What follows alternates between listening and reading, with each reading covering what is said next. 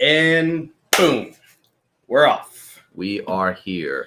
What's up, everyone? I hope there's sound. There should be sound. Yeah. If there's not, then someone can let us know. Oh, yeah. No, I see the bars. Yeah, I see we're good. We're good. All right. Hey, everyone. Welcome. I'm Jonathan. I am Nick. And we are the Gosslings.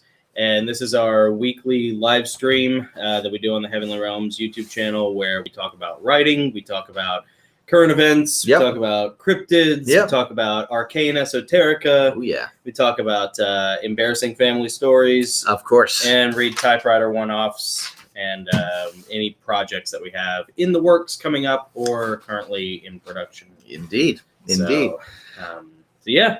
How you doing? Good. We're ending the school year, which is fantastic. Going into a nice steamy summer. And Starbucks is opening their cafe tomorrow. Finally, after like 8 months of being closed, I can write in Starbucks. Yeah. 5 a.m. I'm going to be there. I'm off tomorrow. Yeah. I'm still getting up to be at Starbucks at 5. Yeah. I'm so excited.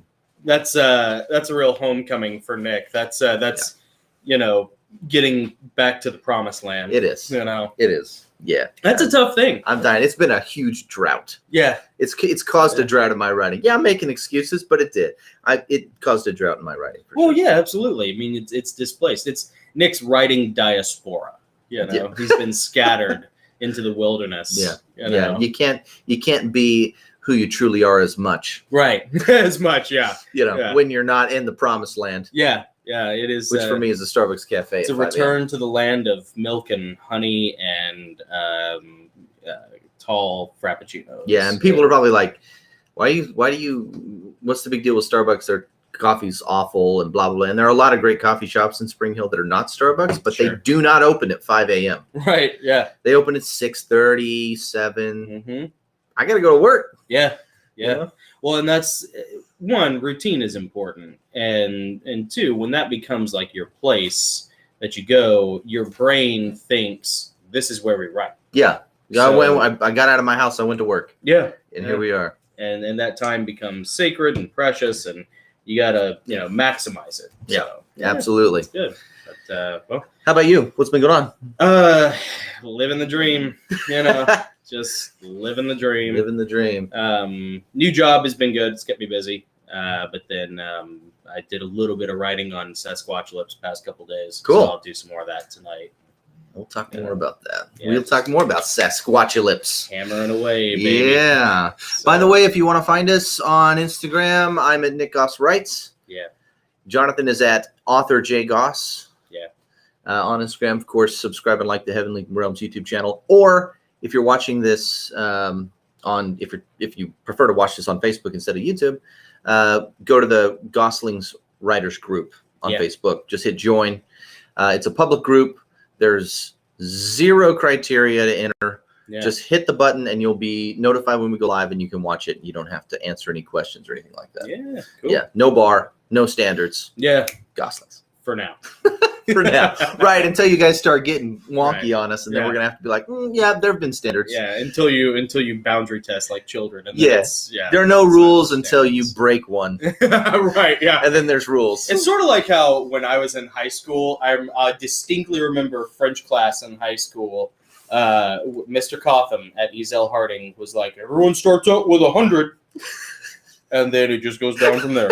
That's exactly how this is. Yeah. Didn't they do that in Sister Act? I'm pretty sure they did. That's probably where he got the idea. Whoopi Goldberg walks in. She's like, everyone here has 100. Yeah, until you prove to me that you don't deserve 100. And they're all like, huh? What? Yeah. So, anyways. Let's see. Let's check. Do we have Adam on deck yet? Let's see. I don't know. Let me check the chat. Let's see. What do we got? We have Adam and D. Yeah. Greetings. What's up? Yeah. Greetings. What's up, Adam? Hey, D. Glad you guys could join us. I got caught up on Adam's work on Wayfarers. Can we do the caption thing for Adam? Absolutely. And that was really good. Adam is our narrator, Adam Burrell. He is the voice of Heavenly Realms, and he has done several of the Travelers League books. He's English, and his voice is amazing. He sounds like Al. I have heard from multiple people now that he sounds like Alan Rickman. Yeah. And it's awesome. Yeah. I think I was the first to point that out. You were. Yeah. You were actually. Nailed it. Yeah, he did. Hashtag nailed it. Nick nailed it. Yeah. Nick Nails, baby. Yeah, Nick Nails. Old Nick Nails. Nicky Old Nails Longshanks nailing it. We love Adam. Yeah. Adam is great. He is our narrator for Audible for all the audiobooks on ACX. So if you are interested in reading our stuff, but you don't have time to read or you don't like to read, you prefer to listen, go to Audible or Amazon and you'll find the links there. Goodreads probably too. And you'll find all of Adam's work on there. And he's amazing. And his wife, Dee, makes a ton of resin merchandise for us. She made this coaster right here that you see with the Gosslings logo on it with this cool like hippie trippy swirly pattern in the back. Yeah. And then she also made a ton of bookmarks for my books that we have. We've showcased them before in previous episodes, and we have more. She's making a batch of them now so that we can sort of work up a prize package, like a sort of contest giveaway with a bunch of stuff. You're getting ready, and we can talk more about your contest too. Yeah, in a little while too. Yeah, yeah, very cool. Yeah, the incomparable, the immortal. Yeah, the amiable. Yeah, Adam Burrell from the UK. Yeah, unofficial third Gosling. Yeah, for now, honorary member. Soon to be full-fledged member. Yeah, I came up with Nick and I haven't had time to talk about this yet, Adam, but I did come up with a couple of ideas for how to like officially induct that I think are going to be pretty cool. Does it involve Jägermeister? No, but it can. Okay. Yeah. Interesting. It depends on whatever piqued my curiosity. Whatever U.S. customs regulations are, or English UK customs. Does he have to fly here? Yes. Okay, I'm in. I was about to be merciful and say no, but I think yes. Yeah, I think he should. I think he should. Well, speaking of Jägermeister, you want to go ahead and do the toast? Yeah, let's go ahead and do our toast. Yeah. Our toast. We are a writers group. We are essentially a club, a writers group, and like most clubs, we have a motto and a toast at the beginning of all of our get-togethers. I think you went first last time, actually. Yeah, probably. We are drinking Standard Bullet. Yeah. Out of the Skull decanter. I don't know if you guys can see the skull in there. Given to us by my good friend Jim Powell down in Florida. Yeah. And of course, little glasses have little skulls. You're actually drinking out of a skull, which is just I don't know, just kind of very cool. Conan the Barbarian, which fits Jim. Jim is he's like Big Brother Jim / Uncle Jim. Mm-hmm. He's the dude you want in your corner. He's an American Viking. Yeah, he is. He's an American Viking. He really is. Yeah, he's sort of like your version of my Dave. Oh yeah, yeah. Dave like that. Yeah, same thing. Yeah. I think Dave has a drinking. Definitely the dude you want in your corner when things get real. Yeah. When things go down, when they go a little sideways, you're like, yeah, he's on my team. Yeah, I got this. Actually, guy. I'm on his team. Yeah, right. Yeah, team. Let's be he's clear. not on my team. I'm on his team. Yeah. Yes. Yes. We were talking about that last week when I had dinner with David and his family, and they're awesome. And we were talking about like David and Jonathan from the Bible. And how like Jonathan is like David's right-hand man. Yeah. And I'm like, yeah, I mean, people tend to live up to their names, is all I'm saying. So yeah, it fits. So anyways, so if you're watching with us, lift your libations, whether it's whiskey, Scotch, bourbon, Jägermeister, turpentine, vodka, milk, turpentine, moonshine, any underage beer, people watching, chocolate milk. Grab your lemonades. You got your Chalky and your Glocky, and or your Earl Grey if you're Adam. Grab your Kool-Aid if you're on the left. It's okay. You can do this with us too. You can still do it. There's still a place for you. There is for now. All right, you ready? Yep. Take up the broken sword of your father and strike down the darkness. Cheers. It just tastes better decanted. It does. I think it tastes better coming out of a skull. Does. Oh, we got Andy with us. Gives it the flavor. We got our cousin Andy. Yeah. On deck. What's up, Andy? Cousin Andy on deck from Georgia. Yeah, baby. Yeah, man. Glad you made it. I'll type that in here. Andy's the ideas man. He came up with a really cool idea for a book project that I'm going to work on after Sasquatcholypse. I might actually incorporate Andy's idea into Sasquatcholypse. That new worthies kind of thing that we were talking about. Mm-hmm. Yep. Yep. Yeah. Very cool. Andy's cool. He's cool. I hadn't seen him in a while. Yeah. Looking forward to them. Let's see. Let's go to week in review here. Yeah. What have you been doing this past week since we last met, and what lies ahead? Got together with my marketing manager last week and finally got like some. We're gonna do a contest, which I think we talked about last week.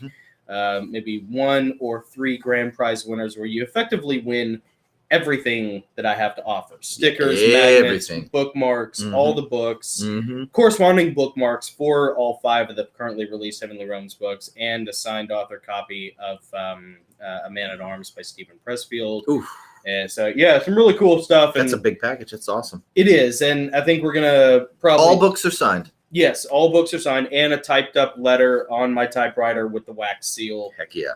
Stamp. Courtesy of Nostalgic Impressions. This is the wax seal that we use. Yep. And by the way, I bought some wax. Did you? I was playing with it, practicing. Oh yeah, I'm horrible. Yeah. Oh yeah. Yeah. We'll have time to practice. Yeah, we need to practice. Yeah, we'll practice. I got plenty of wax. And then I'm probably going to redo the contest on this one. On this is the special edition by Taurus Necros of my first Heavenly Realms novel. This is Heavenly Realms Empyrean Falling. This is a hardback special edition with a custom cover and a map on the back. I had so many people beg me for a map when they read this book, and which is fair. And I always had a map, but I never had it incorporated. It's really great. It's $30 on Taurus Necros. It's print on demand. So I have no idea when you'll get it, but you'll get it. But it's cool, man. It's really well made, and it's it is 50% more material. So it is special edition. Yeah, it really. Cool. I think it clocks in at maybe around 200,000 words, something like that. It's in the original format. The original book that you can get on Amazon is 400 pages, and then in the original format, this special edition was 600 pages. This, because of the reformatting, which the guys at Taurus Necros did a really good job of resizing, and it took a lot of work. This was a real labor of love. Probably about 6 months in the making. It came out to 650 pages, but it is 50% larger. So it's pretty cool. Well, that's something that's valuable to authors to know. Yeah. You write a book, maybe you have a handful of books out. Yeah. You start building up a fan base, and after you've established that fan base, you can go back and do a special edition of book 1 that got them into the series. Yeah. And add a bunch of that material. Yeah. Have a printed edition that has all that extra stuff, or you can do like what Pressfield's doing. Yeah. His promotion was for his new book, he's promoting that new book. But people that take advantage of his special promotion, they also get a signed page. Yeah. From one of the pages he took out of editing in Gates of Fire. Yeah, which was the book that got me hooked on Stephen Pressfield. Me too. Yeah, it's one of his signature novels. Pressfield is known for a lot of stuff, but ultimately he's really known for 2 books. He's known for The War of Art, which is a creative self-help book, which every writer should read. Agreed. It is the mere Christianity of writing. It so is. It just so is. If you haven't read The War of Art and you're a creative person, or if you're an entrepreneur, or if you're just anybody looking to pursue a passion professionally, you need to read The War of Art. And he has a bunch of other books as well that are also self-help, sort of self-actualizing. I guess self-help sounds a little pathetic. Yeah. It really is more like self-actualization. Kind of 90s-ish, isn't it? It is, it's a little Tony Robbins, it's a little, you can do it if you just try hard enough, which is not true. But The War of Art is an amazing, life-changing book. And creatively, for me at least, Gates of Fire was the same way. Yeah, Gates of Fire was amazing. Yeah. It's a wonderful story, wonderful telling of the Battle of Thermopylae, and then The War of Art. Actually, I listened to The War of Art. Yeah, I got the audiobook and I listened to it, and then I read the book, and then I listened to it again. Which I think he narrated. He does. Yeah, it's his voice. Yeah, yeah. And then I got the then we read Do the Work. Do the Work, yep. Do the Work is really good. And then there's Turning Pro. Going Pro? Turning Pro. I think it's Turning Pro. Turning Pro. It's Turning Pro, yeah. Which I listened to as well. And I think that's in his voice. Yeah. But it is good. And it's kind of a synopsis of, it kind of hits the highlights, hits the beats of the War of Art. But the War of Art is definitely superior.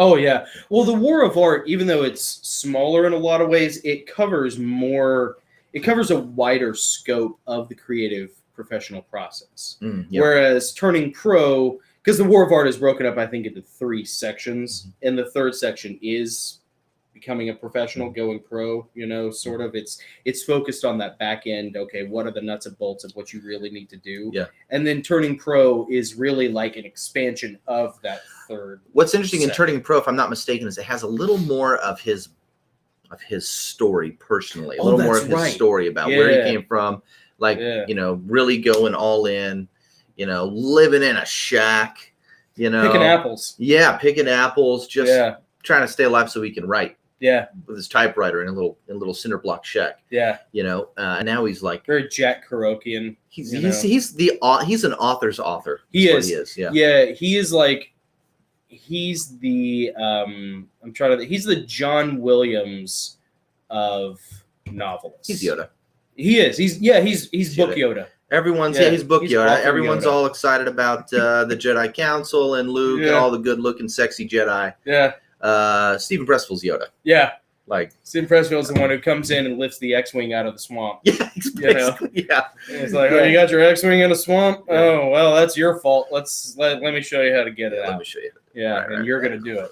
Yeah. So he's like book dad. Yeah. It's like Dad would have loved Stephen Pressfield. I know he would have. I see so much of Dad in Stephen Pressfield. Like I see so much Larry Goss.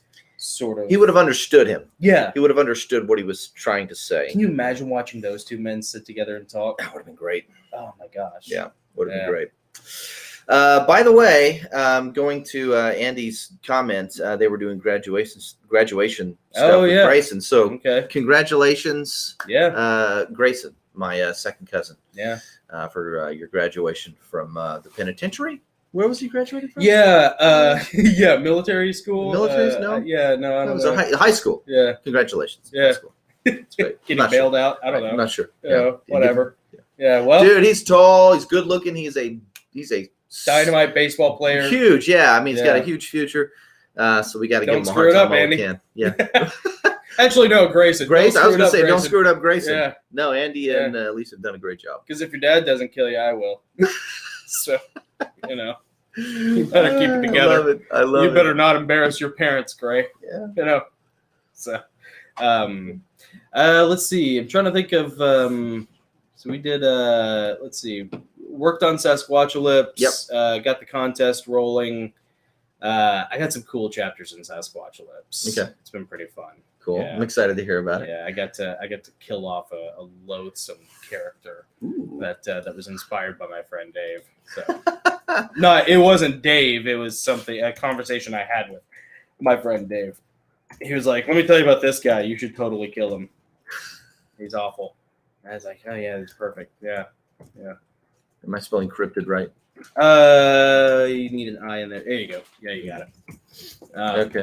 Well, there's nothing going on with me this past week. It's been super busy. Other than like yesterday was really cool because my daughter, we're Gosses, right? We have a lot of creatives in the family. Oh yeah. My daughter, 9. Not a lot of engineers. No, a lot of creatives. Nah, not so much on the engineer front. My daughter was in a musical. Really? Yeah, she's been practicing all semester, rehearsals, the whole thing. It was Frozen, of course. She's 9. Frozen. And just click on that. Yeah, that's good. And she was in the play. So there were 2 performances yesterday that I went to. It was like an all-day event. It was super great. So that was fun.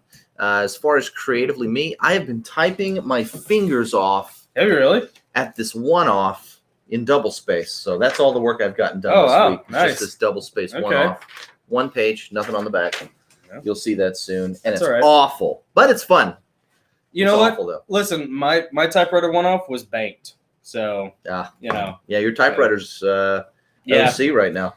Yeah, still trying to get Nashville typewriter, Kirk to Kirk Jackson, right? Sure. Yeah. Yeah, I don't even I'll honor him with a last name when he actually fixes my typewriter. During work, so my managers, obviously she knows I'm a writer. She's a writer, and she said, "Man," she goes, "I need to tell you. I want to tell you about something because I know you're a writer." I said, "Okay, what is it?" She goes, "There's this guy in Goodlettsville, this kid in Goodlettsville, Tennessee, that loves typewriters. Yeah. He repairs typewriters. Really? Yeah. And he saw a documentary that had Tom Hanks in it, California Typewriter. Yeah, good documentary, by the way. I've watched that. He typed a letter to Tom Hanks and said, I would love for you to come and see my collection. Tom Hanks flew to Nashville. Wow. To see this kid's collection. Yeah, well, there's a lot of adrenochrome, flowing through. There's adrenochrome, way even more Tom so Hanks with all these, refugees from California migrating here. But I digress. Tom Hanks came here. There was a big thing in the paper, and she goes, "You check it out, check it out." So I look it up. It's Kirk. Ugh. His name is Kirk. Nashville typewriter. Same guy. For a second, I was thinking, oh my gosh, finally someone who can fix our typewriters. Finally someone else. Nashville typewriter won't do it. Yeah.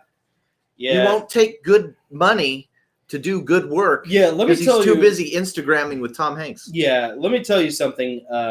If you have a small business, or if you're going to start a small business, let me reiterate, because I may have mentioned this before.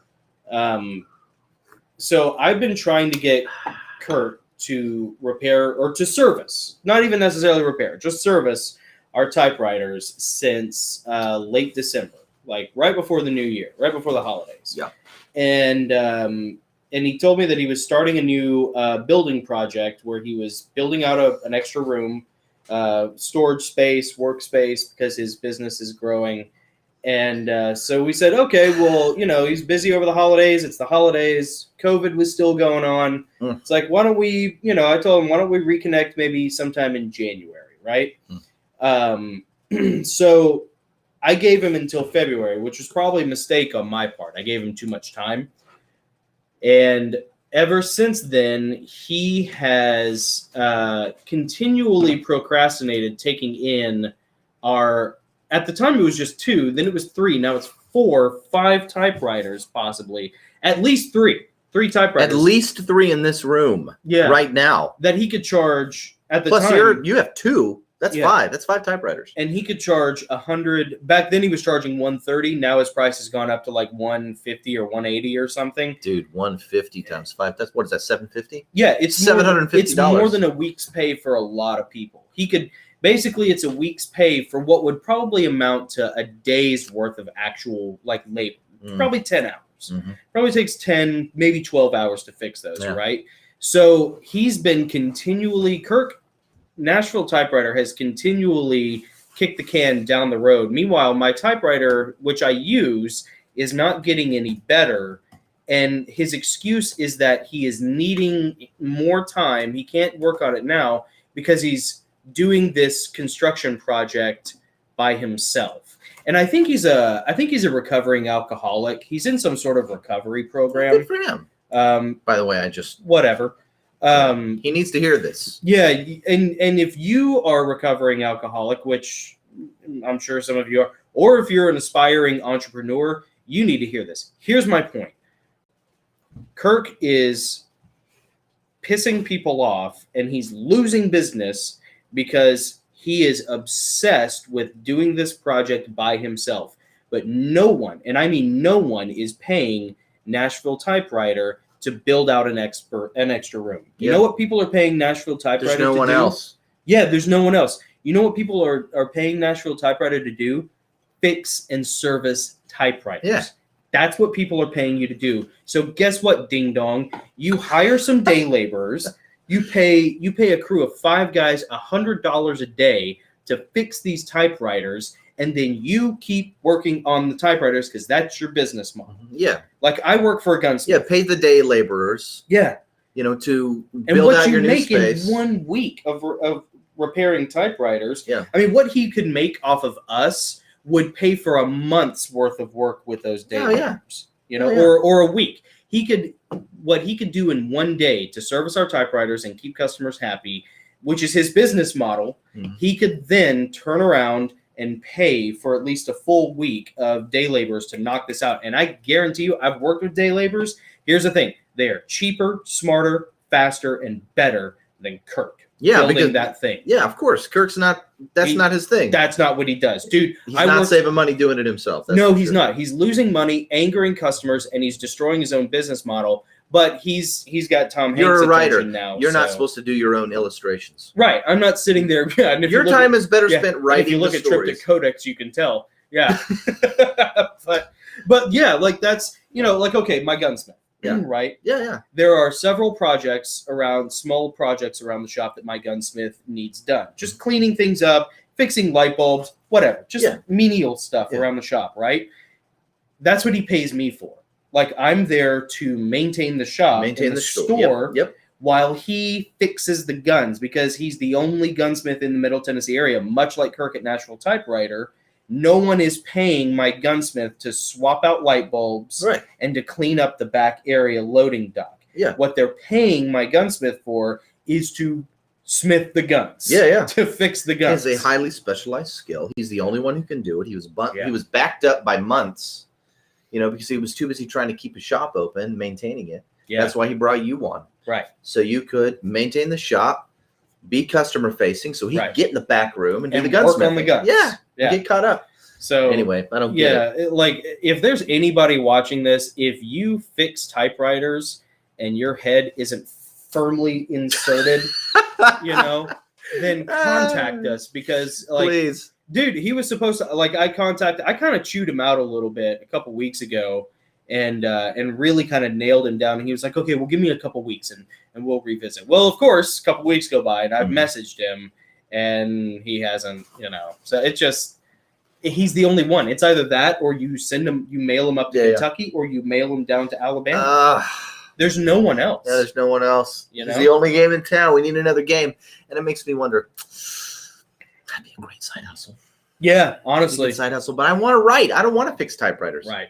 I want to write. Yeah. I mean, I can clean mine. I can clean them. If there's anybody out there who fixes or is adept, if you're an Adeptus Astartes with typewriters, dude, if you have access to YouTube, you can fix and clean and repair typewriters. Yeah, if you're mechanically inclined and if you like small, intricate things, watches, typewriters. Tony Robbins was right. You can do it. You can, you can do it. Yeah, and we'll pay you for it. Then we'll pay you for it. I won't pay Tony Robbins to do it though. No, I won't. He might eat it. You seen that guy's face? Yeah, he's huge. He's Nephilim. He's Nephilim. Beat me to it. Yeah, he's Nephilim. Yeah. Have you heard his voice? It's all deep and just unnatural. Yeah. That's why, and that's why he has such a huge following. He has consume everything. Mutate animal DNA. He's got that deep Nephilim giant voice. He's got giant voice. Rebuild the Tower of Babel. Slay God. He's projecting some evil spirit over swaths of people. It has swaths of just smooth brains. Yeah. Just okay. Smooth brains. Who do you think? Who do you think are the more smooth brain retards of the group? Do you think it's the people who go to Tony Robbins conferences or the people who go to Kenneth Copeland services? I would err on Kenneth Copeland. Yeah, probably. Yeah, probably. Yeah, because I could respect the Tony Robbins hustle. Here's the thing about Kenneth Copeland people. Yeah, they're not going to travel. They don't have the money, or they don't think they have the money to go and see Kenneth Copeland. They'll see him if he comes to their town, or if they live in Tulsa or Broken Arrow or wherever he lives in Oklahoma. Yeah. But people will travel to see Tony Robbins. Yeah. That's a good point. Yeah. And some of those people end up, doing pretty well, but no one does well off of Kenneth Copeland. Yeah, no. No one does well off of, and the thing is, if you like Kenneth Copeland, if you respond well to his message, that is your corroded, sick, sinful soul because you are a greedy person and you serve mammon and you serve money and you don't care about God. Ooh, there it is. So, there it is. And you deserve everything bad that's going to happen to you. Not that we wanted to. We love you. We got a comment from Andy. Speak for yourself, bud, but whatever. Okay. Sure. Andy says, I don't love you. This is going back to, I guess this is going back to Eva May being in the musical. Oh, okay. Our cousin Andy loves the theater. I can tell you guys some stories about us with Dad at some point. Ooh, yeah, I want to hear those. Some of the musicals. Of the musicals he used to help with. Interesting. Had no idea. They were the Pump House Players in Cartersville.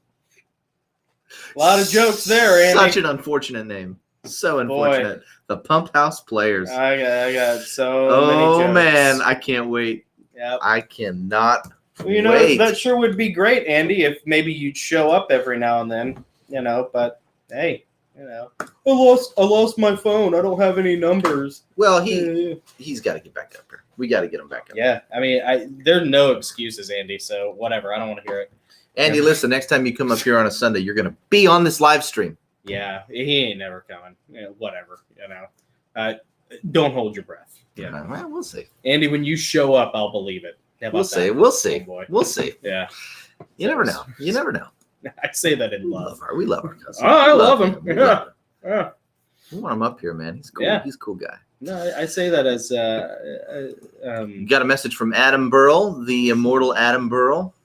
I have to warn you, I am currently editing the Empyrean Falling video for my YouTube. Oh, and this is something great that Adam's been doing, right? Yeah, Adam's changing the subject to save myself, which save me from myself. Good for you, Adam. I appreciate you. Get us out of the rut, back on the rails. Get me out of the righteous hate. No, so Adam, yeah, if you're watching this, go to Adam Narrates on YouTube, and I think I've linked him before in here. But look him up. He does these awesome sneak peek previews of his audiobooks with music and pictures and photos. Mm-hmm.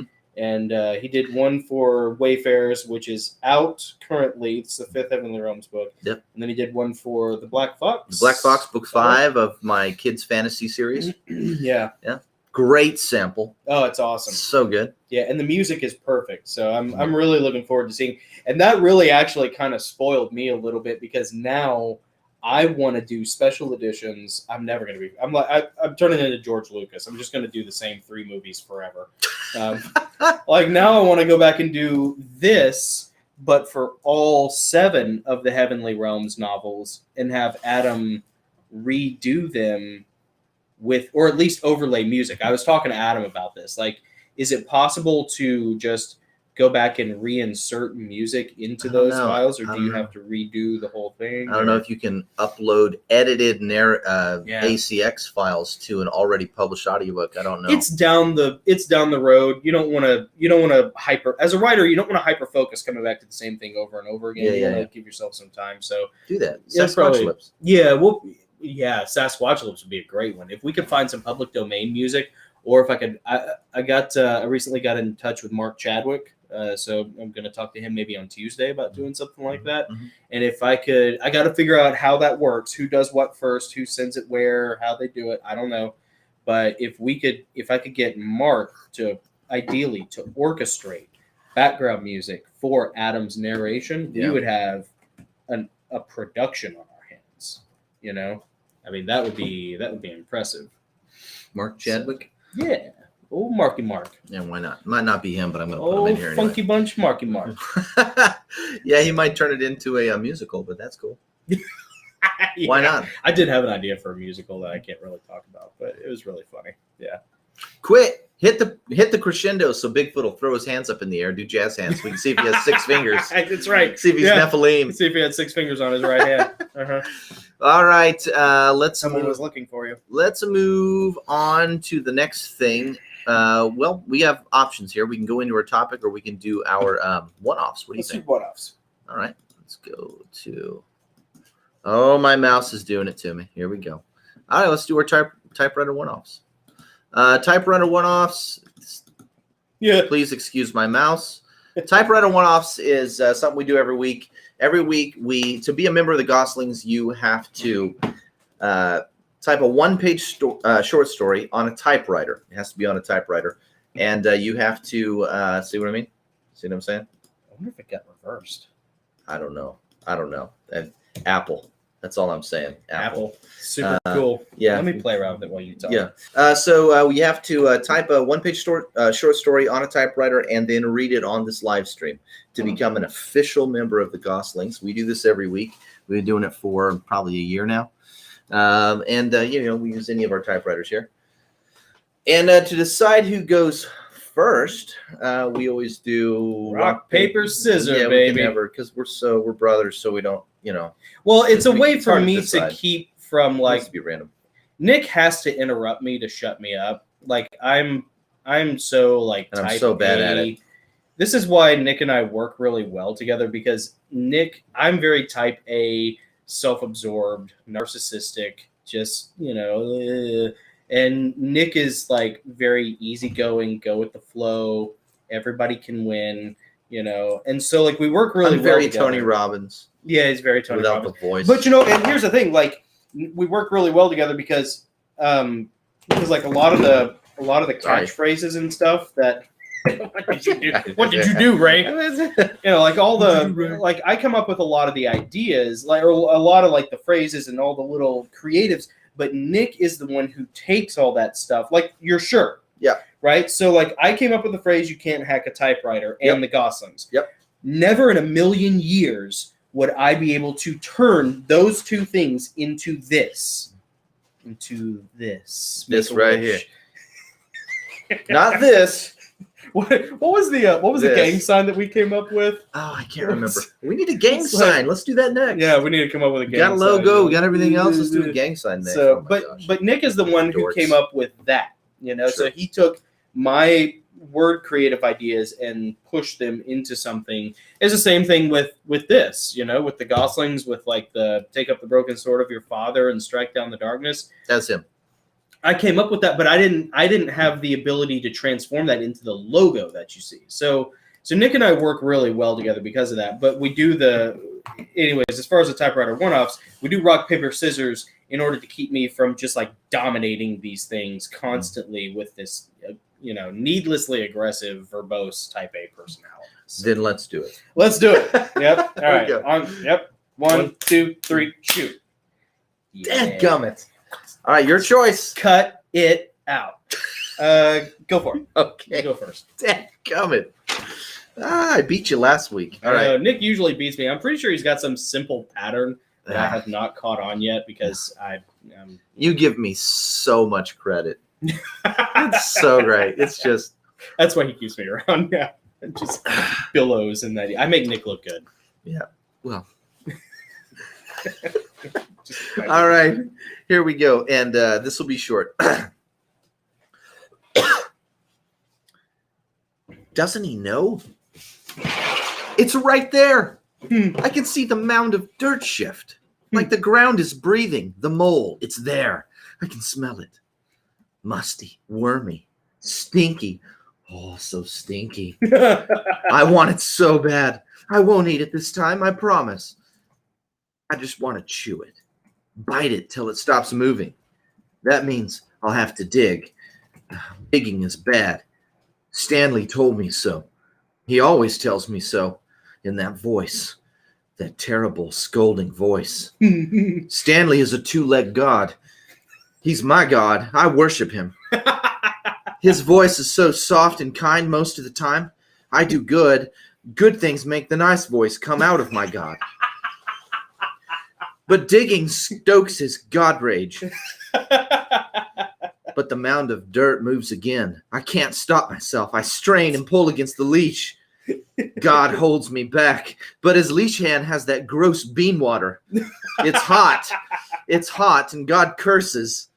He takes his own God's name in vain. That's God's God. He's nice, but he created moles, so he's not perfect like Stanley. But now Stanley is angry. He yanks my leash and it hurts my neck. I yelp, but I don't stop clawing my way to the mole. The mole hears my feet padding against the dirt. Dang you, Stanley. He knows I'm coming. He's moving now, back the way he came through the dirt tunnel. I smell him moving back into the web of tunnels. I have to reach him and chew him before he gets there. Stanley picks up a stick, but he doesn't throw it. God swings it at me. It swats my hips, my old aching hips. When the stick lands on them, I yelp again. I pull away, this time from the anger of my God. Stanley steps onto the grass and twists his ankle in the divot from the mole's handiwork. The bean water singes the grass, and Stanley is a boiling, churning volcano. My leash is free from his hand, but I don't run. I get back to the hunt. God sits up and holds his ankle, moaning. I return with the dead mole in my mouth. That should make my god's ankle feel better. I love my god. Beautiful. Absolutely beautiful. Yeah. Thank you. Thank you. Taking Shelby for a walk? Yeah. Yeah. Yeah. Yeah. She was, now I didn't hit her with the stick or yank on her leash, but that happened this morning. There was a mole.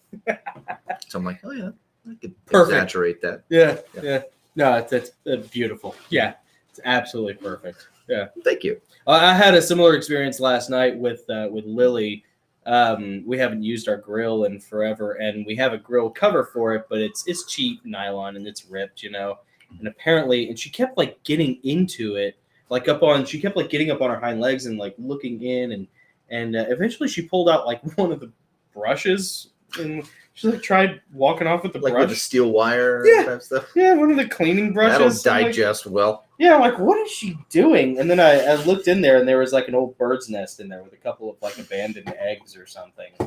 And so she kept going back to it, and it's the same thing. Like, dude, at one point, like I kind of like, I didn't kick her hard, but like I kind of like had to thwack her in the, like in the side, in the hips to get her down, because I was afraid there was a bird in there that was going to peck her eyes out at 11 o'clock at night. And could be. Yeah, and Lily will not. She does not have the reaction time to avoid getting her eyes pecked out by a bird.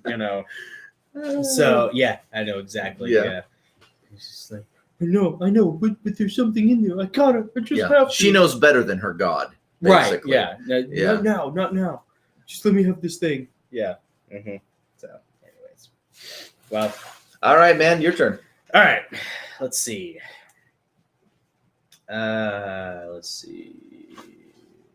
Just make sure I had to make an adjustment on here. No worries.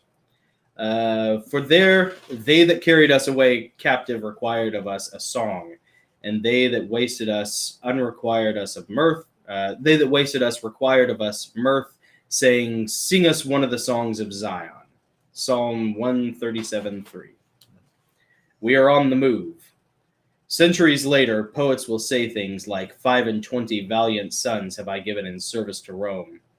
But here, in the mud, we see the grand glory in it. We see no grand glory in it. Just a job that needs to be done so that we can get back to this relative safety of the camp and snag a heel of wine-soaked bread before catching a snooze. The next leg will come soon, once this is all over. But first, we must make it over.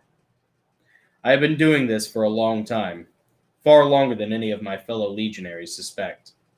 The 7th cohort of Legion 13 is known more for their doggedness than their bright stars. This suits me just fine. Luck seems to favor consistency as much as courage, and I find the latter to be too mercurial with these humans to be relied upon. We sneak up over the grassy rise, the Dacian forest tree lines wending its way north before us. Up country, up spin, into danger, into death. Tribunus Lux called our detachment a raiding party, but in truth, it is little more than a probing sortie. We will assault them with Pila and Gladii, bashing them with our scutum shields until we break our way into their camp and free our captive brothers in arms, those that have not been sacrificed to their dark gods yet. In truth, we are being sent to die. No force of 200 men, however salted and blooded, can invade a Dacian tribe's camp and fend off the mighty swing of their falxes in hopes of rescuing over a dozen tortured, wounded Romans, delirious with our foes' religious concoction and half-starved on the blood of their own dead. It'll take 20 men just to carry them, and then twice that number more to provide escort. Slow and unsupported, we'll be cut down before we even make it back to the tree line. But the Roman legionary follows orders, and so we march. The woods stretch before us, slithering with the play of shadows under the eerily howling wind. I arrange us in a double vanguard, with our interior lines overlapping to provide support and camaraderie. We will need every advantage we can get. The Dacians are not like the Phoenicians. They don't play around. Quintillus is the first to step into the woad. His hobnails,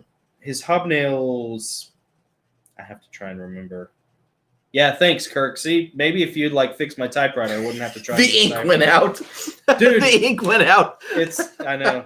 It's like, look at how it's spaced. If we could just get that typewriter fixed. If I could just get that, Kirk. If people could finish stories. Yeah, that's all I'm saying. Be great. Writers could write. Just saying. Yeah, they're not called type lookers. Yeah, that's our next idiot. One. Yeah. Thanks, Nashville typewriter. Thanks for nothing. Okay. His hobnailed thong sandals soundlessly press into the underbrush. We have traveled far to get to this place. We cannot disappoint now. Our training will not allow it. They come from the trees, descending with their curved, scythe-like falxes, wielding down and crushing blows, shearing my men's helmets and splattering their brains across the mossy bark. They waited until we were past their lines. Now they're inside of ours. Our shield wall dissolves. Shouts override trumpets. Men throw pila in every direction as the Dacian warriors descend upon us like banshees, cleaving my centurion in two and lopping off their heads the way a farmer shears a snake with his plow. Fitting, since these nomads learned their farming ways from us. Such is the way of war. I have seen it since nearly the beginning. It was no different upon the plains of Shinar, or at Jericho. Though there I had to battle enemy cousins and even a brother to wrestle Canaan from the foes of God. I survived the slaughter over the Ark of the Covenant when disease claimed those at the Ark's lightning did not evaporate. I watched Leonidas fall at the Hot Gates and Alcibiades weep at Syracuse. But I missed the moxie of the shepherd boy king. He was flawed, but he brought me in under his wing. My, how I was spoiled by him. What we lost, I will reclaim. A centurion or a satrap, my long life is a curse. I did not choose it, but I will make use of it. And this squabble in the woods will be one of thousands, as each day brings me closer to reclaiming that which was lost. Whether it is here in the dark and spooky forests of the north, or under the deepest ocean claimed by that old vile serpent Leviathan, my journey will bring me to the Ark of the Covenant. I owe the shepherd boy king that much, for enlisting me when he could have slain me, for employing me when he could have clapped me in irons and condemned me to the Tartarian torment of my forefathers. Ooh. Wait a minute, is this an angel? I figured it'd be like, what if one of the mighty men of David, who is a Nephilim, was in, like, what if David enlisted the Nephilim as his mighty men? Ooh, that's a great concept. Right? And then he never died. And then so he just becomes almost like Telamon, like this, but not reincarnated. Interesting. Just this eternal. That's a great concept. Mercenary character who just moves from one. Copyright 2021. Jonathan Goss. Yeah, copyright Jonathan Goss. By God. Yeah, I'll kill you if you steal it. And he will. Yeah, I will. He will. Yeah. Yeah. So yeah, I don't know. I don't even remember. I think it started off with a verse. I was just looking up like verses for Zion that mentioned Zion, and I found this one. Interesting. And I thought like, oh, okay, so it's kind of like captivity, and then you think about captivity, and then I had this. I have this anthology that hasn't been published yet. That actually was a bunch of Rome Total War fan fiction, but it actually some of it was pretty good, and there was a story in there. One of the better stories, novellas, is like 170 pages. Was about these Romans fighting the Dacians. The Dacians were very fierce. They were Romanian, early Romanians, and like some of them get taken prisoner, and it's very dark. And like the Dacians worship like these dark gods. They treat death as real life and life as like this dream-like state that you're trying to escape from, you know. Okay. And it's all blood sacrifice. So it kind of started out from there, and then it sort of blended together. And you think like, man, what if there was like a mighty man of David's who just like never died? Yeah. And it'd be interesting to see feels in like the he Hebrew owes it to David. Of I think it's Second Samuel. Yeah. Which was written in Hebrew. It'd be interesting to look at the Hebrew of Second Samuel and see if David's mighty men, when they say mighty men, if that's translated as. Yeah, I'm trying to remember because there have been some people who have commented on that. I think Rob Skiba has talked about it. Rob Skiba's he's on YouTube. He's really good. Skiba is spelled Skiba. VA. Is it a B? It's a B. B. Skiba. Oh. Yeah. B is in Bravo. Oh. My bad. My bad. Then, I can't remember if old Chucky Well, Grandpa Missler has covered that or not. That guy has opened my eyes. Yeah, God has Missler's used amazing. him to teach me some things, man. Koinonia University? Koinonia House. Koinonia House. Yeah, and the Koinonia Institute. Oh, yeah. Yeah. Yeah. So fantastic. Those are 2 YouTube channels you should check out, too. Very, very cool stuff. There is, I think there is a slight discrepancy, but there's also like some weird overlap between the 2. Yeah. I don't think it's the exact same phrase, but I could be wrong. Yeah. It's something similar enough to make you think like. They disagree on Second Incursion. I think that's right. Yeah. So for those of you out there who know what we're talking about, the Nephilim, in Genesis 6, it says, in the days of Noah, the sons of God knew the daughters of men, and there were giants born unto them. Basically, angels mated with women. They had unnatural offspring that were giants. They were called the Nephilim. Yeah. And it says, in those days and also after, when the sons of God came down into the daughters of men and bore them giants. So in the days after Noah, right, after the flood, that's called the Second Incursion. Because most people, most theologians, Chuck Missler included, thinks that all the Nephilim were killed in the flood. Right. They were destroyed in the flood. Yeah. But we all know, as Chuck Missler even, acknowledges that there were still Nephilim when Joshua and the Israelites came into Canaan. Canaan was populated with Nephilim. The devil had been really fortifying that promised land with this polluted race, this polluted gene pool of Nephilim. But how is the question? Yeah. How is the question? Because if the angels that sinned were cast into Tartarus before the flood, which angels came and committed the act in the Second Incursion? Mm-hmm. I might have it backwards. I don't think that Rob Skiba believes in the Second Incursion, but Chuck Missler does. Anyway, I need to go back and look at it. I know. I was trying to remember. Second Incursion means there were still angels that committed the sin after the flood. Yeah. And people who are not Second Incursion believe that the angels who committed that sin before the flood were cast into Tartarus before God wiped out everyone. And I think it might be Skiba who doesn't believe in Second Incursion, because one of them. But he believes in diaspora, meaning they fled to high mountaintops, they fled to other continents, and then that's where. Well, and that there was, and that the Nephilim gene seed. That's a Warhammer 40K. Wink for you, Adam. Nice. That the Nephilim gene seed was carried through one of Noah's son's wives, and therefore, continued as a almost sleeper cell metastasizing agent. Interesting. Through the repopulation of the earth. Yeah, who's to say? Yeah. Oh, good. Oh, thank you, Adam. Thank you, D. I'm glad you guys liked it. Thank you. Very sweet of you. Yeah. Yeah. And Adam says you should write another book for the Heavenly Realms series. I know. Yeah, man. That's Dude, a funny. that'd be fantastic. That's a good idea. That's a funny thing about great crossover too. Yeah, and that's one thing. I guess Stephen King did it with the Dark Tower series, where he kind of unified. He had a unifying cosmology, where he kind of connected all of his worlds together, but very ad hoc in post. Retconning it very much. So, sorry. Oh, you're fine. We're holding hands over here. We're also playing footsie under the table. Brothers don't shake hands. Brothers gotta hug. You gotta hug. But I do often think about like everything I write as a novelist theoretically exists in the same universe. Yeah. So like Bungie did this. See, everybody knows Bungie for Halo. Well, Marvel did it. Marvel did it. Marvel's really good at this too. Yeah. Yeah.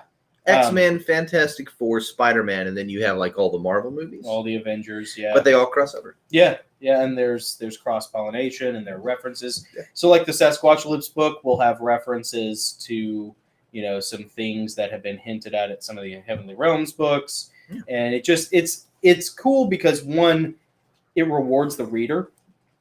And it rewards your fans, and two, it helps keep everything within a certain framework so that you're not having to reinvent the rules of your next universe.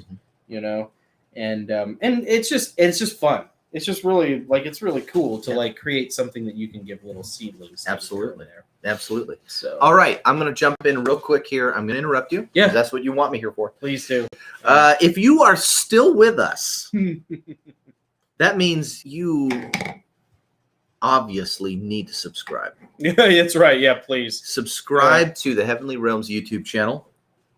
Hit the notification bell. Every time we do this, you'll be notified. Whether you watch it live or whether you watch it later, you'll know when there's a new one of these in your inbox. Yeah. Also, you don't have to do if you're not a YouTube person but you're a Facebook person, that's okay too. Yeah. Join the Gosslings Facebook group. If you accidentally find the page which looks identical to the group, right? I will know it. I will send you an invite to the group. Trust me, you will not fall through the cracks. Whether you like the group or the page, I will make sure that you're notified every time we go live with one of these, and you can comment with us and chat with us as we do these. We will hunt you down and make you our friends. Yes, but if you are still here, thank you. Yeah, we love you, and you should really consider becoming a Gosling. That's all I'm saying. That's all I'm saying. And if you're watching and you're lurking, if you're one of those lurkers, that's okay. It's okay to lurk. But man, just all my friends lurk. Say hello. Yeah. Say hello. We'll give you a shout out. We just want to say, or at least give it a thanks like. For watching. Yeah, a like would be amazing. If you don't want to subscribe, if you want to be a lurker, if you want to be off the grid, at least do something to help out, the algorithm, or I guess just watch it and put it on mute and then go to another tab and just because watch hours are still watch hours. As you can probably surmise, we are a couple of authors that love writing crazy stuff. Yeah. And we're looking for authors that really love all this esoterica, all of the arcane, strange history of the world. Yeah, people who understand the pre-flood theories, and people who suspect that might have something to do with Bigfoot, UFOs, Dogman cryptids. Yep. Like my new favorite. I'm going to give them a shout out. They're not paying us to do this. They have no idea we're doing Blurry this. Creatures? Yeah, Blurry Creatures, man. Blurry Creatures is a new podcast that really talks about a lot of this stuff. So I might tag them and just say, we love we love their podcast. We have got to talk to those guys because they're awesome. I haven't had time to watch any of their or listen to any of their podcasts yet, but I follow them on Instagram. They're doing it right. They're doing it right, and it's like, dude, these are like our mirror twins on the other. You know what I mean? Like only there are twins that are like doing it right. Right? Yeah. They're not. Yeah, they're doing it right. They're whole-assing it. Yeah, right. They're holding, right? Yeah. Why half? What is it? Why half-ass two things? You can whole-ass. Yeah. Why you can whole-ass one thing? Yeah. Ron Swanson. Ron Swanson. Yeah. So join the Facebook group. Subscribe to the YouTube channel. Yep. Nick's got his own thing with the Travelers League. It's really good. It's worth checking out. It's really cute. Some of the kids, and then the books. Ultimately the idea is to sell enough books to where we can just do this, full time. Absolutely. And have time to actually write really solid content before we go live to make this a lot better. Yeah. But we don't have time right now. So this is what you get. The more books you buy, the better these get. So, And we're not doing Patreon. Forget that. Yeah. I did Patreon for like 5 seconds and thought and then got shamed out of it by Jason, by Papa Squatch. The only person who'd give me make contributions through Patreon or subscriptions would be my mom. God bless her. I love her. She's so supportive. Yeah. And probably Rihanna, but that's like our money going back to us. So it doesn't make any sense. Yeah. You're being taxed on it thrice. Yeah, I'd still get taxed on it. Yeah, taking what I've already paid taxes on and taxing it again, basically is what that would work out to. Yeah. Thanks, Uncle Sam. Cool. Let's move on to our topic at 1 hour and 34 seconds. You can do it. Here we go. This was your idea, actually. Yeah. You sent me this message a week or two ago. Which cryptid would you fight? You have to fight a cryptid. So, God comes down and he says, all right, in order to get into heaven, you have to fight. Wait a minute. Do you have to win? Nope. Just have to fight. Just have to fight until one of you dies. Yeah. Somebody's dying, but it's a fight to the death. And it's probably going to be us. But you have to fight. Basically, which cryptid do you want to kill you? Right. How do you want? Choose your death. It could be any cryptid. So like, you could play it smart or you could play it cool. So there's Sasquatch. There's Bigfoot. I'll tell you, it would not be the Loch Ness Monster. There's Loch Ness Monster. Because drowning is the worst death. Dude, it's horrifying. There was a hotel that Nick and I used to go to when Mom and Dad were on trips that had a waterfall in the swimming pool. Oh, that was so cool. That was what was that? Indiana? Was it in Indiana? Thought it was in like Chattanooga or something. It seems like we were down there when we were visiting Nanny, but I could be wrong. Oh, maybe. Yeah, it might be like maybe in Atlanta. Yeah, maybe. I don't know. Maybe. But it wasn't like a super fancy hotel. That was a weird thing. No, but the pool area was super fancy. And they had like the light gun games, the shooting. Yeah. Like they had like this arcade around the pool, which seemed really. But the rooms were totally normal. 2 double beds. Yeah. Too close to each other. Yeah. And I remember us watching Ace Ventura. Oh, that's right. Because Jim Carrey had just made it. Like he was just the big name all of a sudden. Mm-hmm. And we were watching like an interview or something with him. Anyway, I remember that. Yeah. That's the only other thing I remember. Yeah. Because most of the trip, and it was one of those hotels where the pool was like half inside, half outside. Oh, that's right. Under, the thing to go outside. Yeah. But they had, on the inside, they had that waterfall. That waterfall. Yeah. So I was always terrified that the Loch Ness Monster was going to come out of the waterfall. It was horrible. That was me. Yeah. I was mortified. One thing that we didn't do when we were kids, we didn't torment each other. No, we didn't. We weren't like a lot of brothers torment each other. Life is tormenting enough. We were. Yeah, we were being tormented together. Do you remember, dude? Do you remember? I know you do, obviously. The trip to Destin, and it was just Dad that took us. It wasn't Mom. Mom didn't go with us on that trip. It was just Dad, and he let us do. No, he let us do the dumbest stuff. The bungee jump. We bungee jumped. We did the cage thing where it slingshot. Yeah, the giant slingshot thing.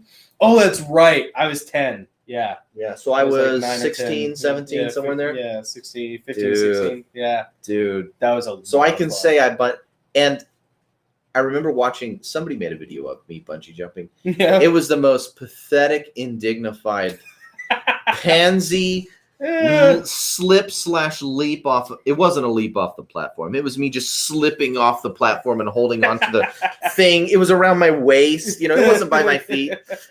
And I get, and I look like such a pansy doing it, but I did it. I jumped, I fell off, and I did the thing, right? And then Jonathan goes